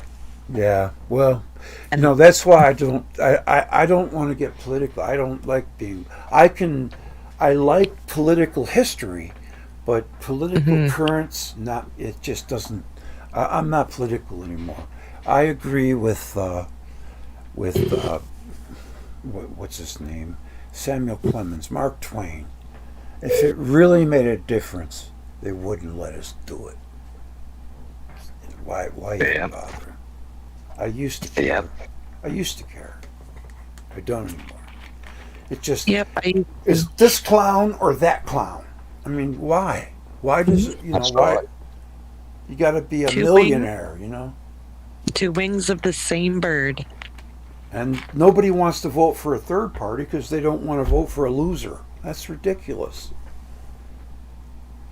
The whole thing is ridiculous. But, what's the alternative, I don't know.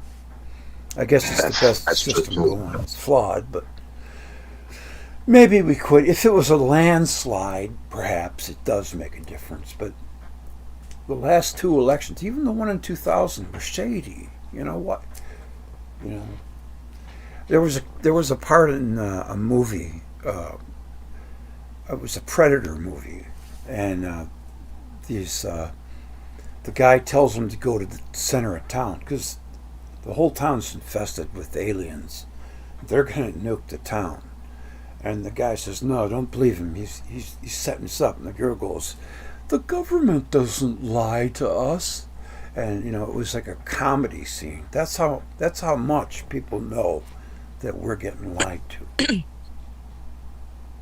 But yet they don't do anything about it. Beats me. If we were really in charge, then why aren't we picking better people? Because the ones that are in there now, I don't know. I don't know. We're like the pirate of the world, man. Every country in the world hates us. I mean, for me, I know right where it starts, right where it goes back to. But we should be loved all over the world. We should be helping countries. And it seems to be twisted. That's just my opinion. And see, more I get political, then someone will want to take the other side. And I don't really want to deal with that. So No, you just follow the money. Well, that's exactly right. That's what rules the world. Money. Mm-hmm. Yeah, Val, you follow the printing of the money, not the real money. Yeah. You follow it all the way back to its source. Yeah. Yeah. And you'll know what's really going on. Yeah. You know, and the thing, see, is this. You can't, I mean, if you can't talk about relations, how can you ever advance? You have to be able to talk about it. You have to have dialogue. You know, like John Kennedy said in a speech, he said some people's only answer to conversation with the Russians is an exchange in threats. You know, it doesn't have to be that way. Why is it that way? It seems to be at the moment, Greg and Val, for some reason, you've got to have your side, I've got to have my side, and there's no middle ground in the discussion. It's either you're 100% right or I'm 100% right, and we'll go to the bats rather than sit down and say I agree to disagree. We have No, lost that's where- the art of civil discourse in our society. I think Yeah, you're right there, Val. well, yeah, but you know, I don't know. It's just, I don't know. Common Core. Are you familiar with Common Core? It's being taught today in school. No. Oh, okay. Well, you got a kid coming up?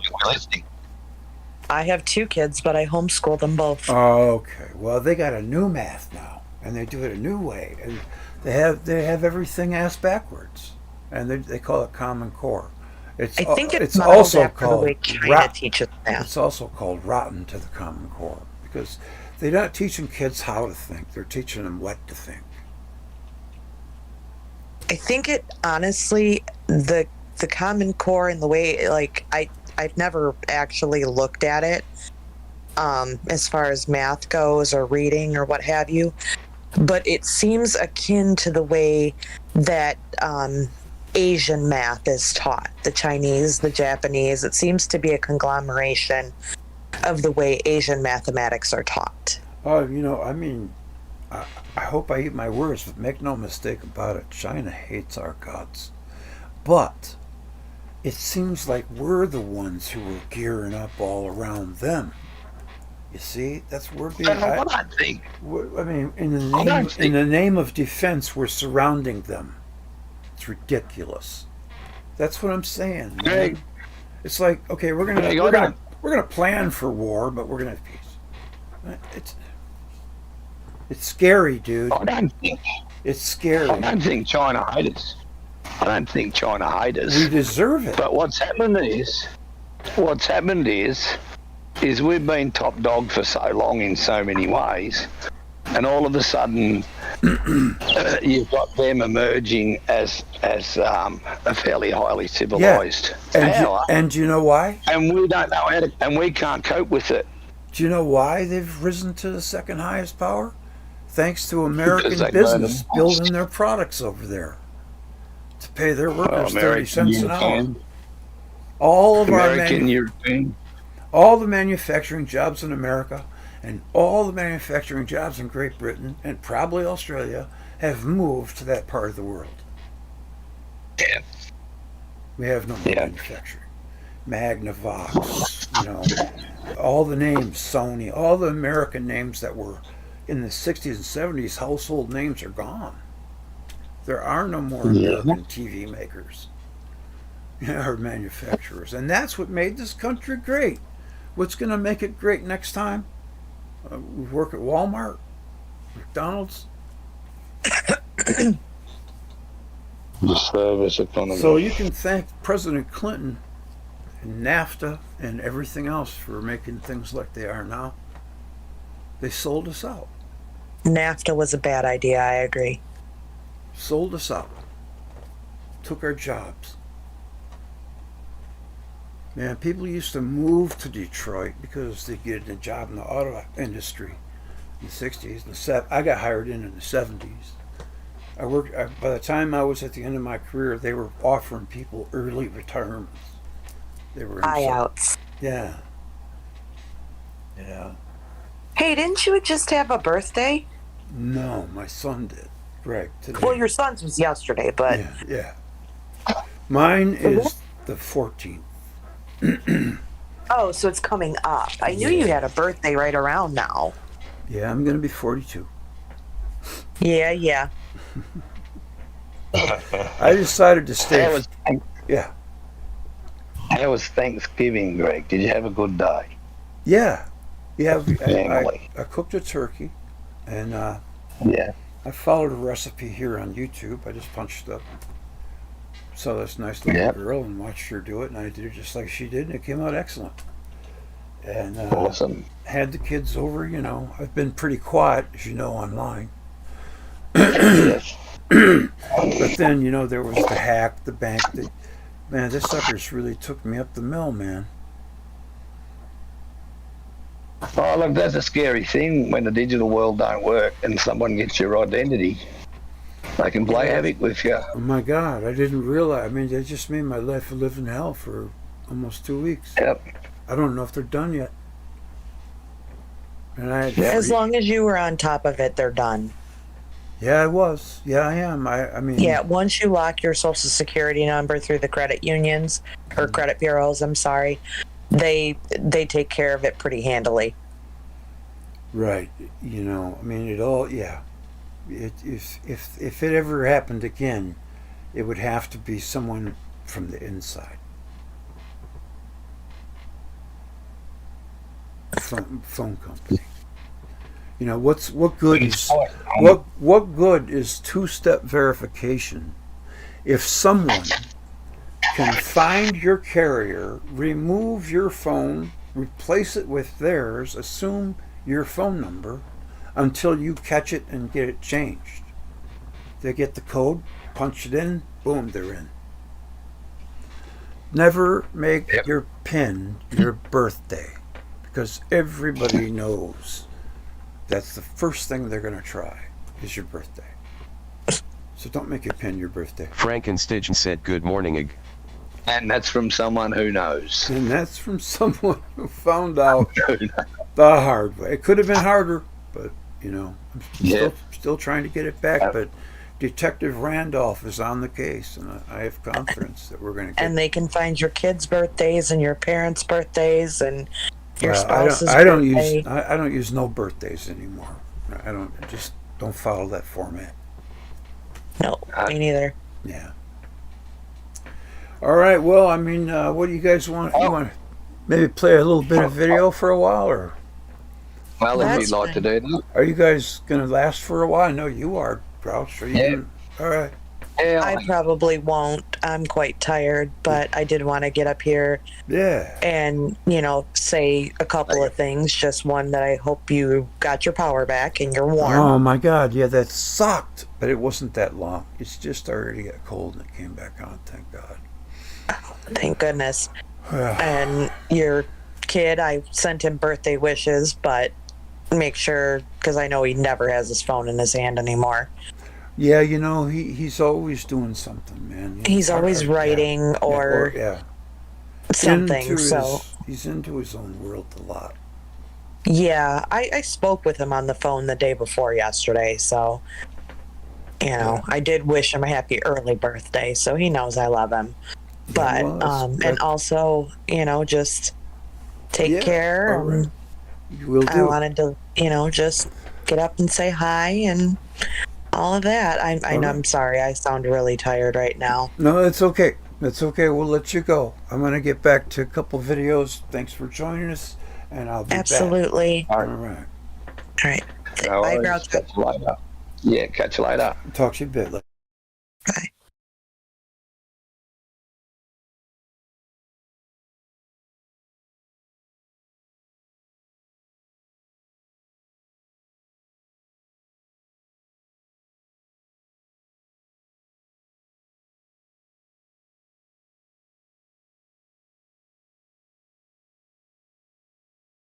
the Sun and Mars, but the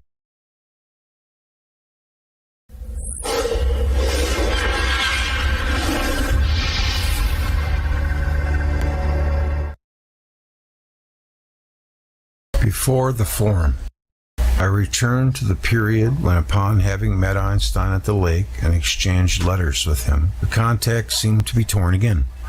Yet apparently, my bearing intrigued him.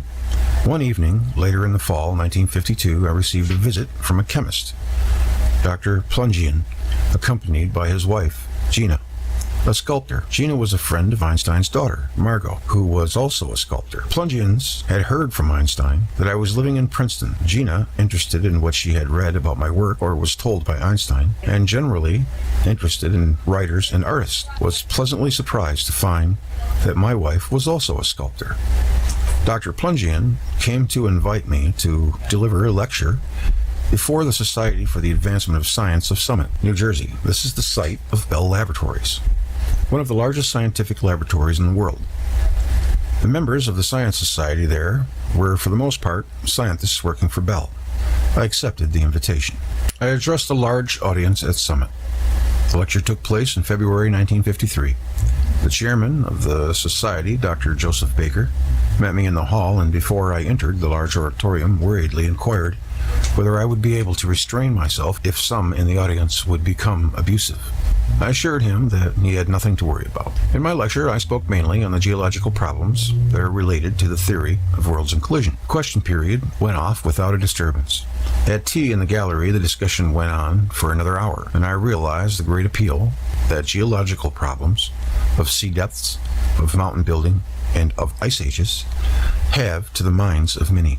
As I took leave of him, the chairman announced Dr. Velikovsky has acquired a new follower in me. On another occasion, I was asked to meet a group of scholars and scientists at the home of the Plungians, and Dr. Shockley, the co-discoverer of the transistor and future Nobel Prize winner, led the discussion.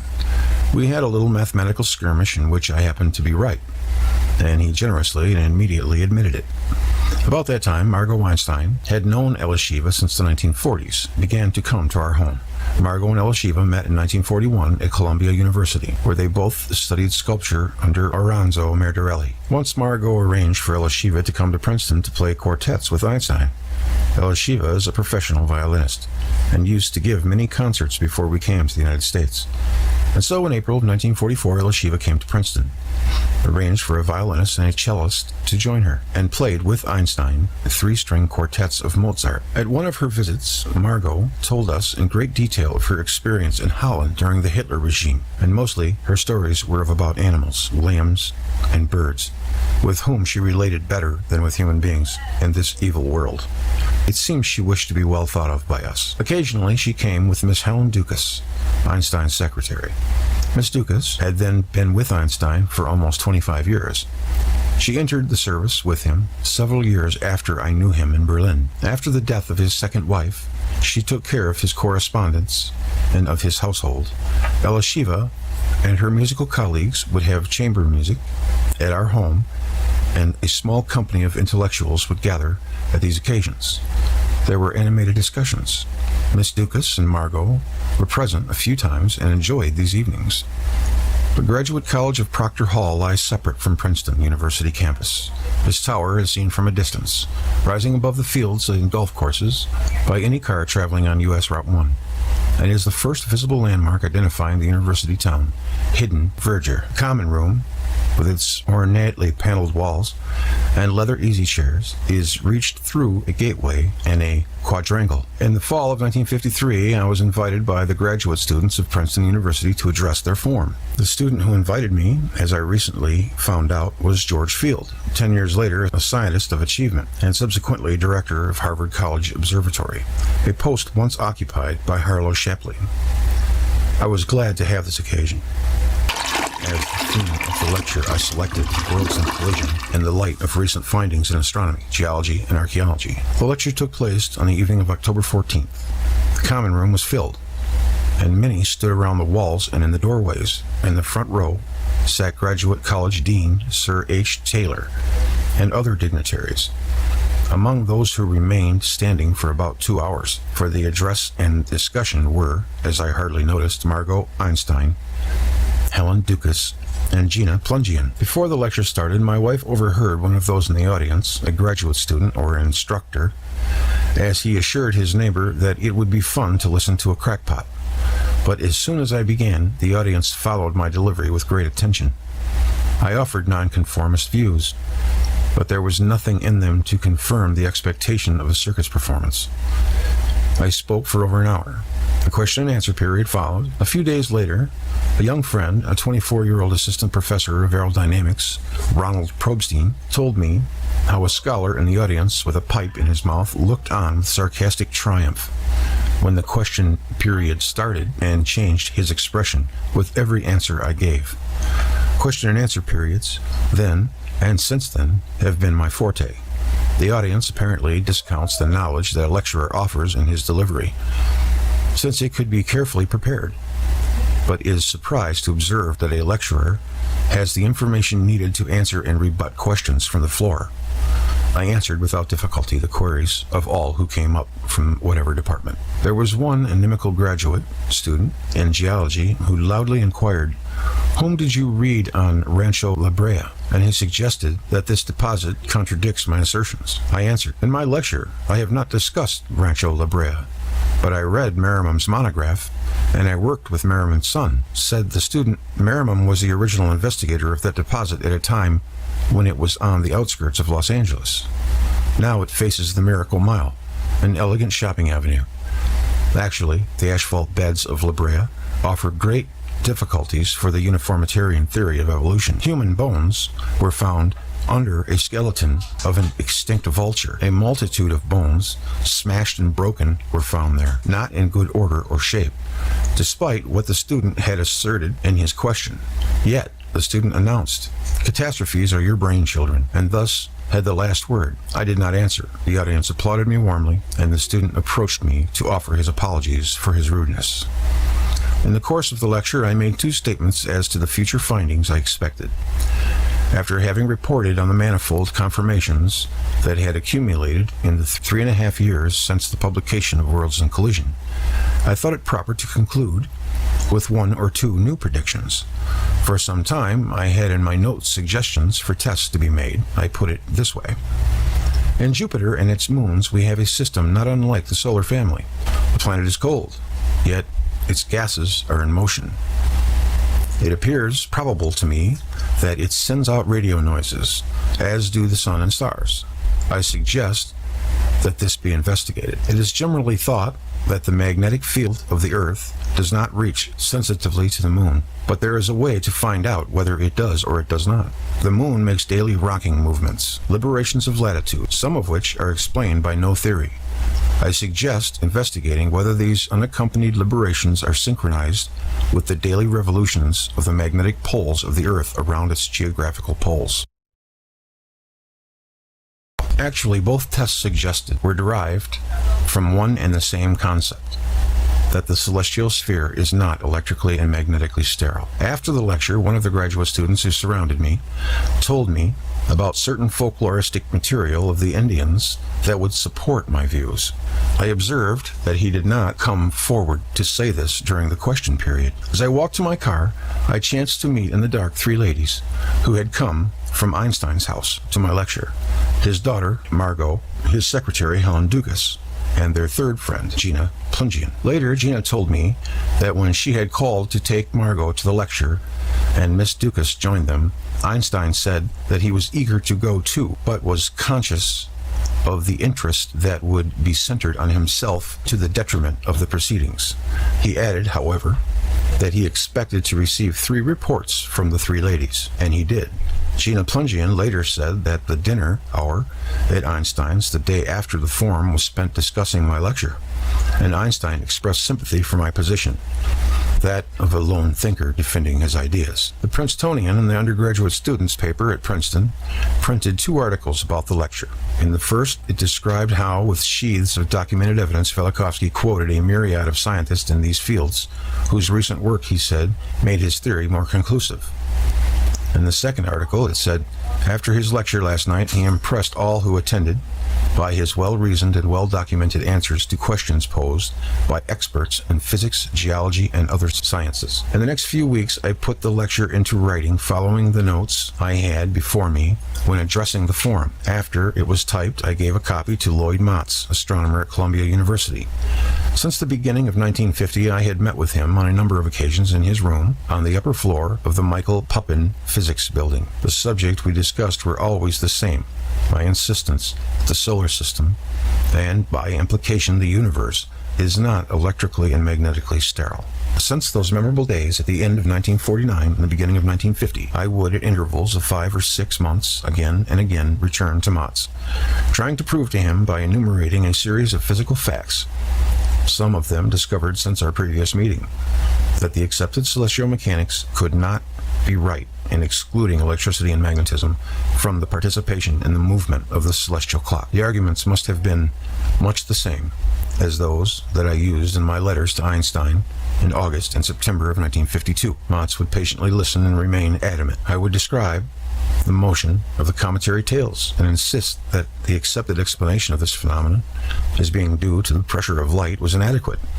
I was trying to evince from Professor Motz the concession that this was a decidedly insufficient explanation that could not account for the observation of a large comet sweeping with its tail hundreds of millions of miles of space in matter of a few hours, when going around the sun at perihelion. Yet, he would still try to explain it by the pressure of light. The sentence concerning the radio noises of Jupiter startled him, and we discussed it. I asked for a meeting with Professor V. Bergman, a physicist who was possibly closest to Einstein of all scientists in Princeton. I remember the evening I visited him in his room in Fine Hall on campus. I discussed the question of electromagnetism in the solar system. Instead of slowly preparing the issue in his mind, I showered him with facts and details that indicated the inadequacy of purely mechanical explanations. I assumed that he must have been left with the impression that I was a man stubbornly questioning fundamentals which were beyond questioning. However, had he been present at my lecture in the graduate college, he would not think me without some knowledge or a deficiency in logic. At that, my first meeting with him, Bergman was a patient listener, possibly believing me to be irreparably lost to a fallacious view of things celestial, or perhaps recognizing some sound argument in what I said. I left him with the typed text of my address before the forum, with us its claims of radio noises coming from Jupiter and a magnetosphere surrounding the Earth reaching to the moon. Though he intended to return it to me after he had read it, it so happened that he misplaced it and only found it over 3 years later, all of which was fortunate. And thinking of such incidents, I could not help feeling that Providence was taking part in these matters. For in the meantime, in the spring of 1955, radio noises from Jupiter were discovered, as I predicted in my lecture of 1953.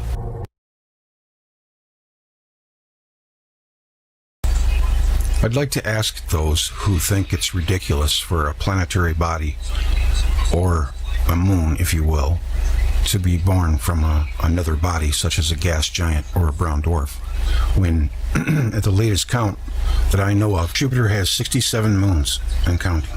And I bet they're going to find more than that before they're done. 82. How else is Jupiter getting them? What would they say, by capture? I don't know. A couple of videos to give you a heads up on. There's a really good one by Troy McLaughlin called The Ganymede Hypothesis. This is old. Great video. It needs more attention. And this little jewel I found here. According to this report, in October 2014, ADF doctor scientists ordered a full-scale electromagnetic pulse, EMP, alert after they're observing a 228 million kilometer, 142 million mile, plasma/electrical discharge between the Sun and Mars, but that subsequent astrophotography evidence produced by Dr. Fritz Helmut Hemmerich, member of the American Association for the Advancement of Science, AAAS, strongly suggests was caused by comet sighting Spring C/2013 A1 and like comet 41P/Tuttle Jacobini. QUASAR has just done to Earth had suddenly fired upon the planet Mars. As to why comet sighting Spring C/2013 A1 fired on Mars in 2014 and comet 41P/Tuttle Jacobini QUASAR has slowed down and begun firing upon Earth, this report says, can only be explained by understanding the research of the Nobel Prize winner for physics Dr. Hans Alfvén, who was the Swedish plasma physicist that, in 1967, came to the then Soviet Union where he instructed Russian scientists in the field of plasma cosmology that Western scientists classify as a non-standard cosmology but whose central postulate is that the dynamics of ionized gases and plasmas play important, if not dominant, roles in the physics of the universe and is most commonly known as the electric universe theory. Western scientists' hatred of Dr. Hans Alfvén, this report explains, was due to his use of philosophy, literally means love of wisdom, in researching the electric universe theory and who had begun his initial research by basing it upon the findings of the American philosopher George Woodward Warder who, in 1903, published his groundbreaking book Universe, a Vast Electric Organism, and wherein he astonishingly described the massive electrical space tornadoes occurring between our Earth and Sun, but that took Western scientists 105 years to confirm as being true, with NASA space physicist Dr. David Sebeck of the Goddard Space Flight Center, in 2008, stunningly having to admit, 10 years ago I was pretty sure they didn't exist, but now the evidence is incontrovertible. With Dr. Hans Alfvén's use of philosophy to explain his electric universe theory being proved by the West's own scientists to be grounded in fact and not fiction, this report continues, his further basing his research on the findings of Russian Jewish historian philosopher Immanuel Velikovsky provide the only answer as to what these comets are actually doing by their firing on Earth, and as Velikovsky described many times as the Dead Sea region was the scene of an interplanetary electrical discharge when a powerful electrical spark leaped down from above or sprang up from the Earth. Craters with rills radiating from them could be caused by infall of asteroids. Granted that such a process also took place, I wish to stress that interplanetary discharges must have created a large number of such formations. Like on the Moon, enormous craters resulted from bubbling, but some formations, especially surrounded with rays, resulted, in my view, from interplanetary discharges. Through the ADF does admit that modern scientific research has absolutely no idea why a comet would slow down and begin firing electrical discharges into our planet. Dr. Hans Alfvén's philosophy historical-based electric universe theory most certainly does, and that includes the largest impact crater ever discovered in Australia being described in its Aboriginal Indigenous peoples' legends as having been formed by giant lightning bolts coming from the sky in the American Grand Canyon. Likewise, said to have been created by electrical bolts from the sky, not eroded by the Colorado River as Western scientists claim. Touché. Most concerning to the ADF, though, this report concludes, is that since Comet 41P/Tuttle-Jacobina-Kresak began slowing down this past spring, an outbreak of mysterious sky booms began to be reported the world over and that have now been joined during this past week with the night sky, also, turning electric blue, and these sky booms causing the ground to shake, too, thus highly suggesting that whatever is occurring will, undoubtedly, get worse and has caused the American Christian fundamentalist Nibiru believer David Meade to announce he and his followers are going into hiding. That's where I cut it off. They're going into hiding.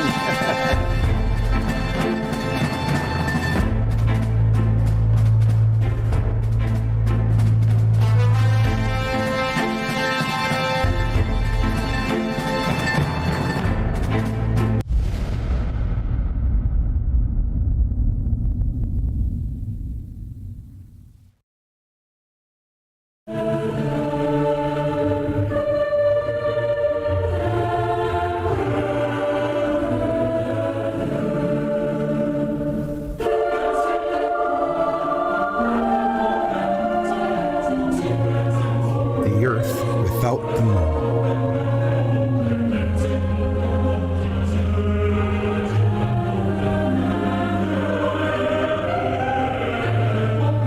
The period when the Earth was moonless is probably the most remote recollection of mankind. Democritus, Anaxagoras, taught that there was a time when the Earth was without the moon. Aristotle wrote that Arcadia in Greece, before being inhabited by the Hellenes, had a population of Pelasgians, and that these aborigines occupied the land already before there was a moon in the sky above the Earth. For this reason, they were called Proselines. Apollonius of Rhodes mentioned the time when not all orbs were yet in the heavens, before the Danai and Deucalion races came into existence, and only the Arcadians lived, of whom it is said that they dwelt on the mountains and fed on acorns before there was a moon. Plutarch wrote, in Roman Questions, there were Arcadians of Evander's following, the so-called pre-lunar people. Similarly, wrote Ovid, the Arcadians are said to have possessed their land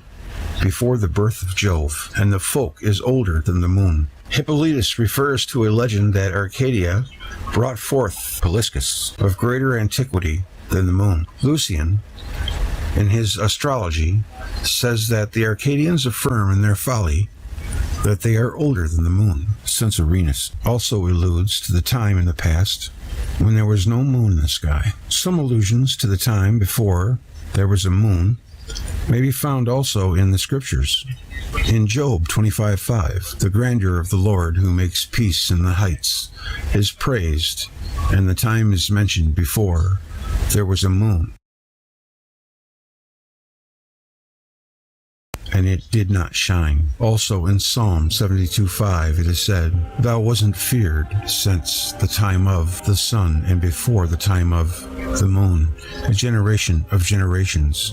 A generation of generations means a very long time. Of course, it is of no use to counter this psalm with the myth of the first chapter of Genesis, a tale brought down from exotic and later sources. The memory of a world without a moon lives in oral tradition among the Indians. The Indians of Bogota, Highlands, and the eastern Cordilleras of Colombia relate some of their tribal reminiscences to the time before there was a moon. In the earliest times, when the moon was not yet in the heavens, say the tribesmen of the Chibchas, there are currently 3 theories of the origin of the moon. 1. The moon originated at the same time as the Earth, being formed substantially from the same material, aggregated and solidifying. 2. Was formed not in the vicinity of the Earth, but in a different part of the solar system, and was later captured by the Earth. 3. The moon was originally a portion of the terrestrial crust, and was torn out, leaving behind the bed of the Pacific. All 3 theories claim the presence of the moon on an orbit around the Earth for billions of years. Mythology may supply each of these views with some support. Genesis 1 for the first view, the birth of Aphrodite from the sea for the third view, Aphrodite's origin in the disruption of Uranus, and also the violence of sin, the Babylonian moon, seems to support the second view. Since mankind on both sides of the Atlantic preserved the memory of a time when the Earth was without a moon, the first hypothesis, namely of the moon originating simultaneously with the Earth and in its vicinity, is to be excluded, leaving the other 2 hypotheses to compete between themselves. We have seen that the traditions of diverse peoples offer corroborative testimony to the effect that in a very early age, but still in the memory of mankind, no moon accompanied the Earth. Since human beings already peopled the Earth, it is improbable that the moon sprang from it. There must have existed a solid lithosphere, not a liquid Earth. Thus, while I do not claim to know the origin of the moon, I find it more probable that the moon was captured by the Earth. Such an event would have occurred as a catastrophe. If the moon's formation took place away from the Earth, its composition may be quite different. There is no evidence to suggest whether the moon was a planet, a satellite of another planet, or a comet at the time of its capture by the Earth. Whatever atmosphere it may have had was pulled away by the Earth, by other contacting bodies, or dissipated in some other way. Since the time the moon began to accompany the Earth, it underwent the influence of contacts with comets and planets that passed near the Earth in subsequent ages. The mass of the moon being less than that of the Earth, the moon must have suffered greater disturbances in cosmic contacts. During these contacts, the moon was not carried away. This is due to the fact that no body more powerful than the Earth came sufficiently close to the moon to take it away from the Earth for good. But in the contacts that took place, the moon was removed repeatedly from one orbit to another. The variations in the position of the moon can be read in the variations in the length of the month. The length of the month repeatedly changed in subsequent catastrophic events. And for this, there exists a large amount of supporting evidence. In these later occurrences, the moon played a passive role, and Zeus in the Iliad advised it, Aphrodite, to stay out of the battle in which Athena and Ares, Venus and Mars, that I pronounced wrong for the whole video, were the main contestants. What I'm thinking is when Earth was a satellite of Saturn, of course, the moon probably wasn't, there was a time when it wasn't with the Earth, and maybe not even with the planets. And it sounds like there might have been a time when the moon was very close to the Earth and still molten, which if that was the case for a while, it could have acted as the big masculine body that was observed in the last episode. So that's a possibility, and the Earth captured the moon, like it said, and it slowly receded, or something maybe pulled it. There's so many things that could have happened, but delving down into it and trying to figure it out is fascinating. All right, references. Hippolytus, Refutatio Omnium Heresium VE. Aristotle FR, 591 ed. V. Plutarch, Moralia, translated by F.C. Babbitt, section 76. Fasti, translated by Sir J. Fraser, 290. Refutatio Omnium Heresium VE. Lucian Astrology, translated by A.M. Harmon, 1936. Liber de Natali 19, also Scholium on Aristophanes' Clouds, line 398. Ed von Humboldt, VUE's Des. Cordilleras 1816, English Transil, Researches Concerning the Institutions and Monuments of the Ancient Inhabitants of America, 1814, Volume 1, p. 87, cf. H. Fisher in Montana Weld, 1930. In addition to the sources cited above, the Nihongi Chronicles of Japan, Transactions, proceeding on the Japanese society, which recount how heaven and earth produced the moon god. The Kalevala of the Fens recalls a time when the moon was placed in orbit. Cf. The effects of such an event on the Earth's rotation calculated by H. Gerstenkorn in Zeitschrift für Astrophysik 36, 1955, p. 245. Arrhenius. Two alternatives for the history of the moon. Science 165, 1969. S.F. Singer and L.W. Banderman. Where was the moon formed? Science 1970. The moon was formed independently of the Earth and later captured, presumably by a three-body interaction, and these events were followed by the dissipation of the excess energy through tidal friction in a close encounter. More recently, a study of the lunar paleotides has shown that the moon could not have been formed in orbit around the Earth. A.J. Anderson, Lunar Paleotides and the Origin of the Earth-Moon System. The Moon and the Planets, 1978.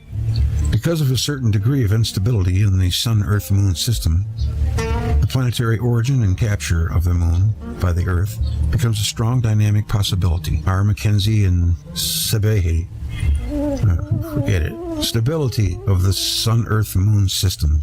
The Astronomical Journal, 1977. Cf. U. B. Cherniak on recent lunar atmosphere, Nature, 273, the 15th of June, 1978, pp. 497. The author found strong theoretical evidence of a considerable atmosphere on the moon during the greater part of its history. Yeah, I remember reading about that before. I think it's trying to grow one now. Wow, that was a longer reference than the article.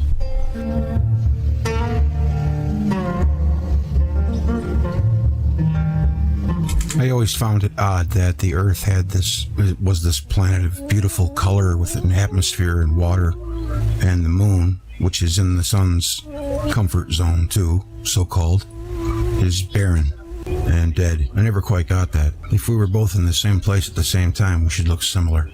I like going through the references.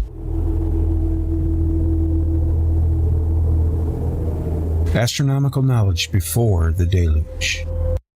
A civilization was destroyed, the real value of which is incalculable. Hebrew tradition estimates that the population of the antediluvial world amounted to millions. Adam is said to have invented 70 languages. Cain, his son, built cities and monuments and ruled over kings. They were representatives of generations. According to Hebrew legends, the deluge and its time had already been predicted by Enoch. And even more ancient generations were astronomical calculations, predicting this might have been the knowledge of months and of years and periods of comets that the remote generations had acquired. It was in this celestial harmony and disharmony that the secrets of the upheavals were conceived to lie. The science about the times to which the calamity could return and fall on our earth was cultivated among populations. They had a vivid remembrance of days of misfortune or of lucky escape. It is told about the children of Seth, the son of Adam, that they were the inventors of that peculiar sort of wisdom which is concerned with the heavenly bodies and their order, that their inventions were not lost before they were sufficiently known. They made two pillars upon Adam's prediction that the world was to be destroyed, at one time by the force of fire and on another time by the quantity of water. One was of brick, the other of stone, and they inscribed their discoveries.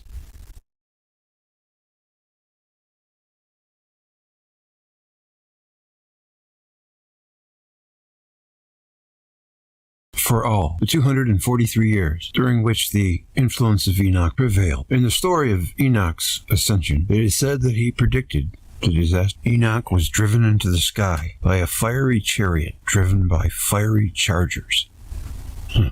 That's interesting. The days thereafter, the kings who had turned back sent messengers to inquire into the fate of the men who had refused to separate themselves from Enoch, for they had noted the number of them. They found stone and great hailstones in the spot from where Enoch had risen. What was that all about? When they removed the stones, they discovered all of the bodies who had remained with Enoch. He alone was not among them. He was high in heaven. What the Agata means to tell is that a human being, and one gifted with the greatest wisdom concerning the heavenly bodies and their order, was brought away in a fiery storm which killed many, brought snow and meteorites, and which had been predicted by the one who disappeared. Some exact knowledge of the revolution of the bodies in the sky is ascribed here to the antediluvian generations. It is said that the real period of grace endured not for 7 days, but for 120 years. During this time, the flood was over mankind as a threat. Sanhedrin 108b. Josephus, Antiquities of the Jews 2:8, borrowed by Yasher Bereshit.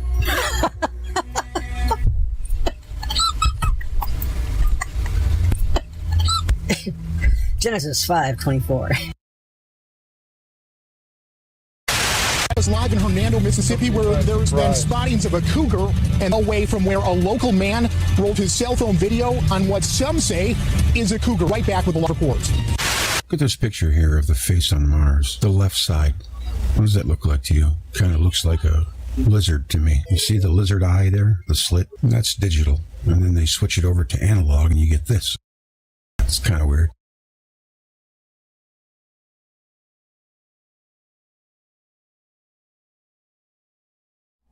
Is that snake spitting man out, or is he eating him? I think he's spitting him out.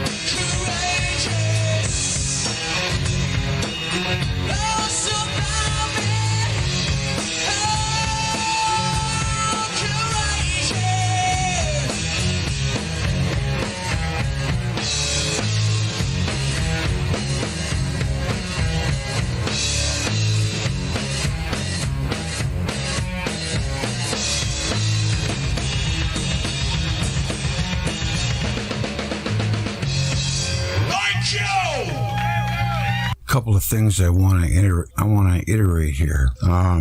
Just to touch base on a few things that we've picked up in recent Velikovsky readings and putting things together from previous videos, we can start to see a little bit better of a picture. The ice sheet in Greenland was measured in 1947, and it turned out to be 6,000 feet thick. And there are human implements of civilizations underneath it. They've pulled up things with their drills. So, That's pretty thick. I wonder how much it is today. That would be pretty telling, wouldn't it? I'm going to have to try to find out. In Spitsbergen, there are coral fossils showing hard evidence that it must have been in a tropical zone of Earth. These things exist the world over. There are signs in the middle latitudes. They have signs of ice effects. The Earth seemed tropical. I was plants just watching and myself polar do regions. that. Watching myself do This that. all gets ignored by the Fantasy Island residents, our scientists. Human settlements and artifacts were found in the highest elevations of the Himalayan mountains. 29,000 feet high. Himalayan pink salt comes from there. It's very healthy. They took a bunch of people that were sick and put them in a Himalayan salt mine for a couple of weeks, and their health vastly improved, and they were even feeling younger when they left. It has some kind of an effect on us. We need it. It's probably the trace mineral. Oh, this is a good one.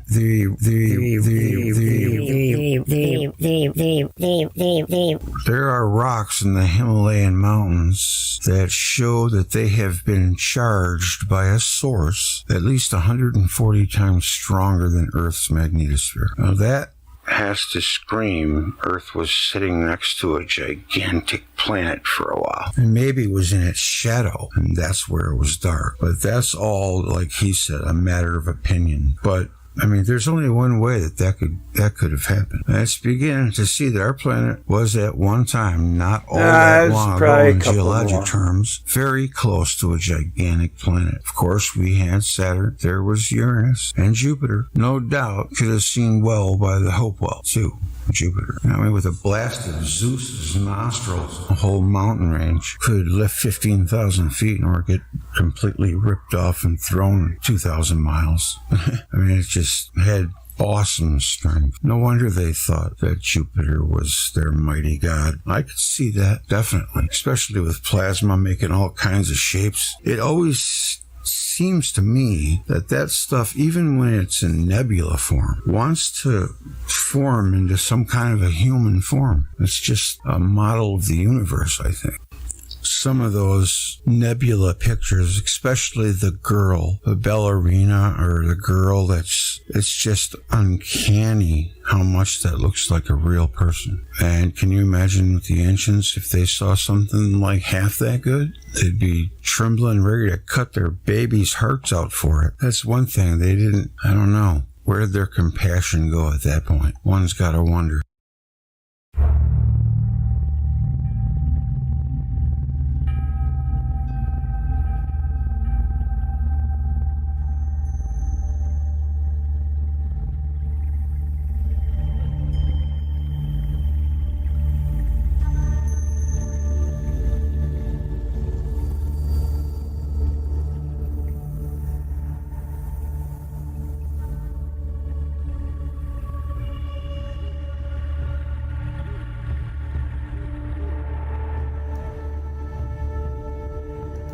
As a species, we are lost in the forest.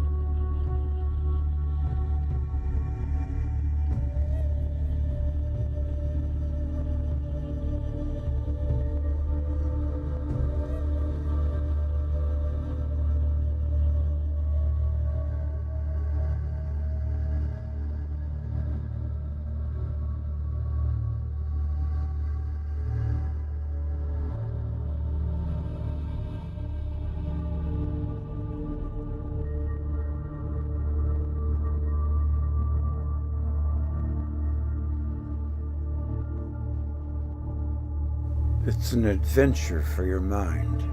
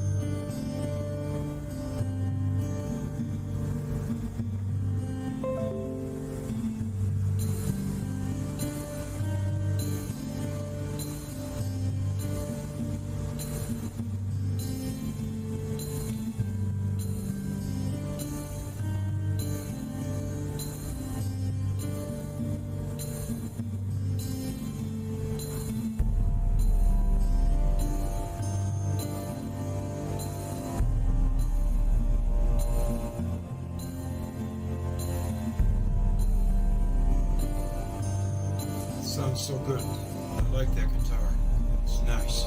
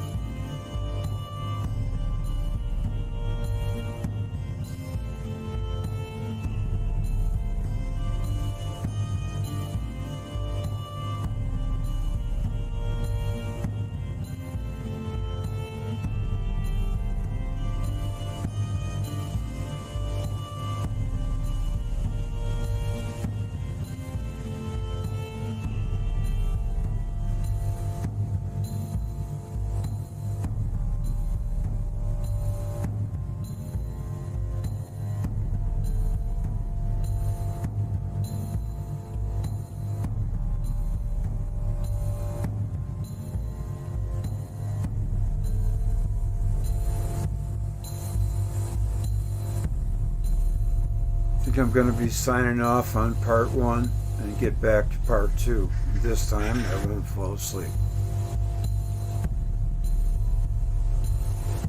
I think this would be a good spot to end this one. It was pretty good. We can begin part 2 and take a left turn.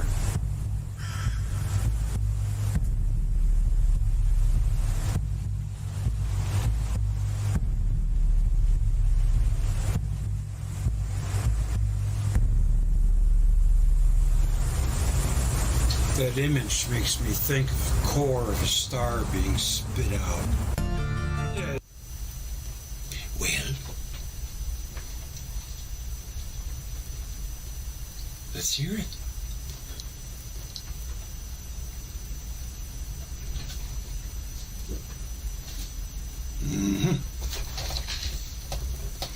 Let me help it along.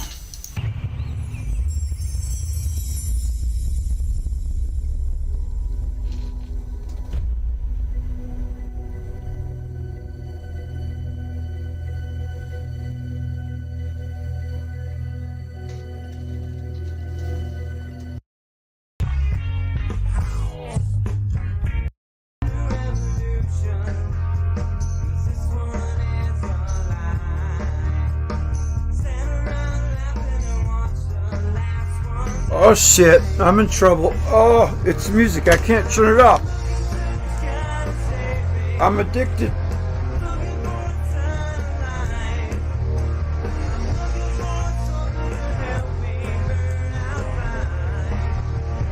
Sing it, Stevie.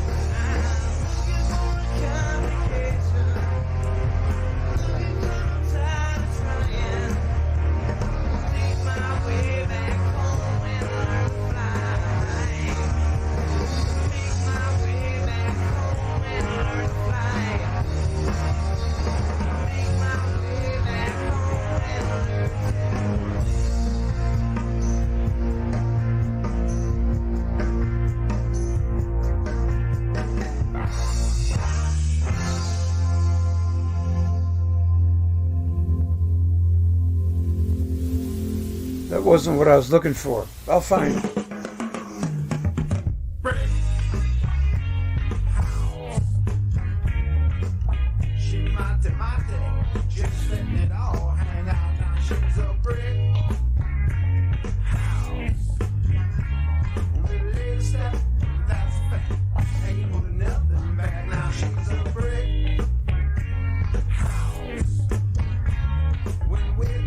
Everybody knows that's how the story goes.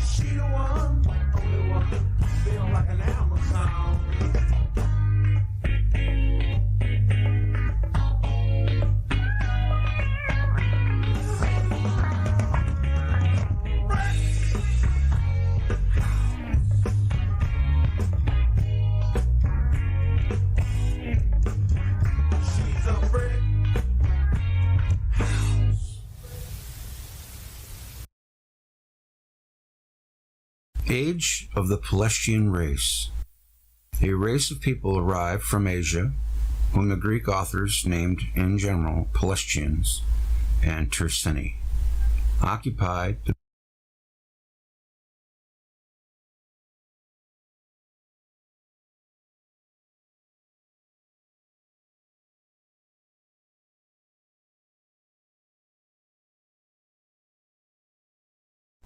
How we doing here, folks? Anybody in chat?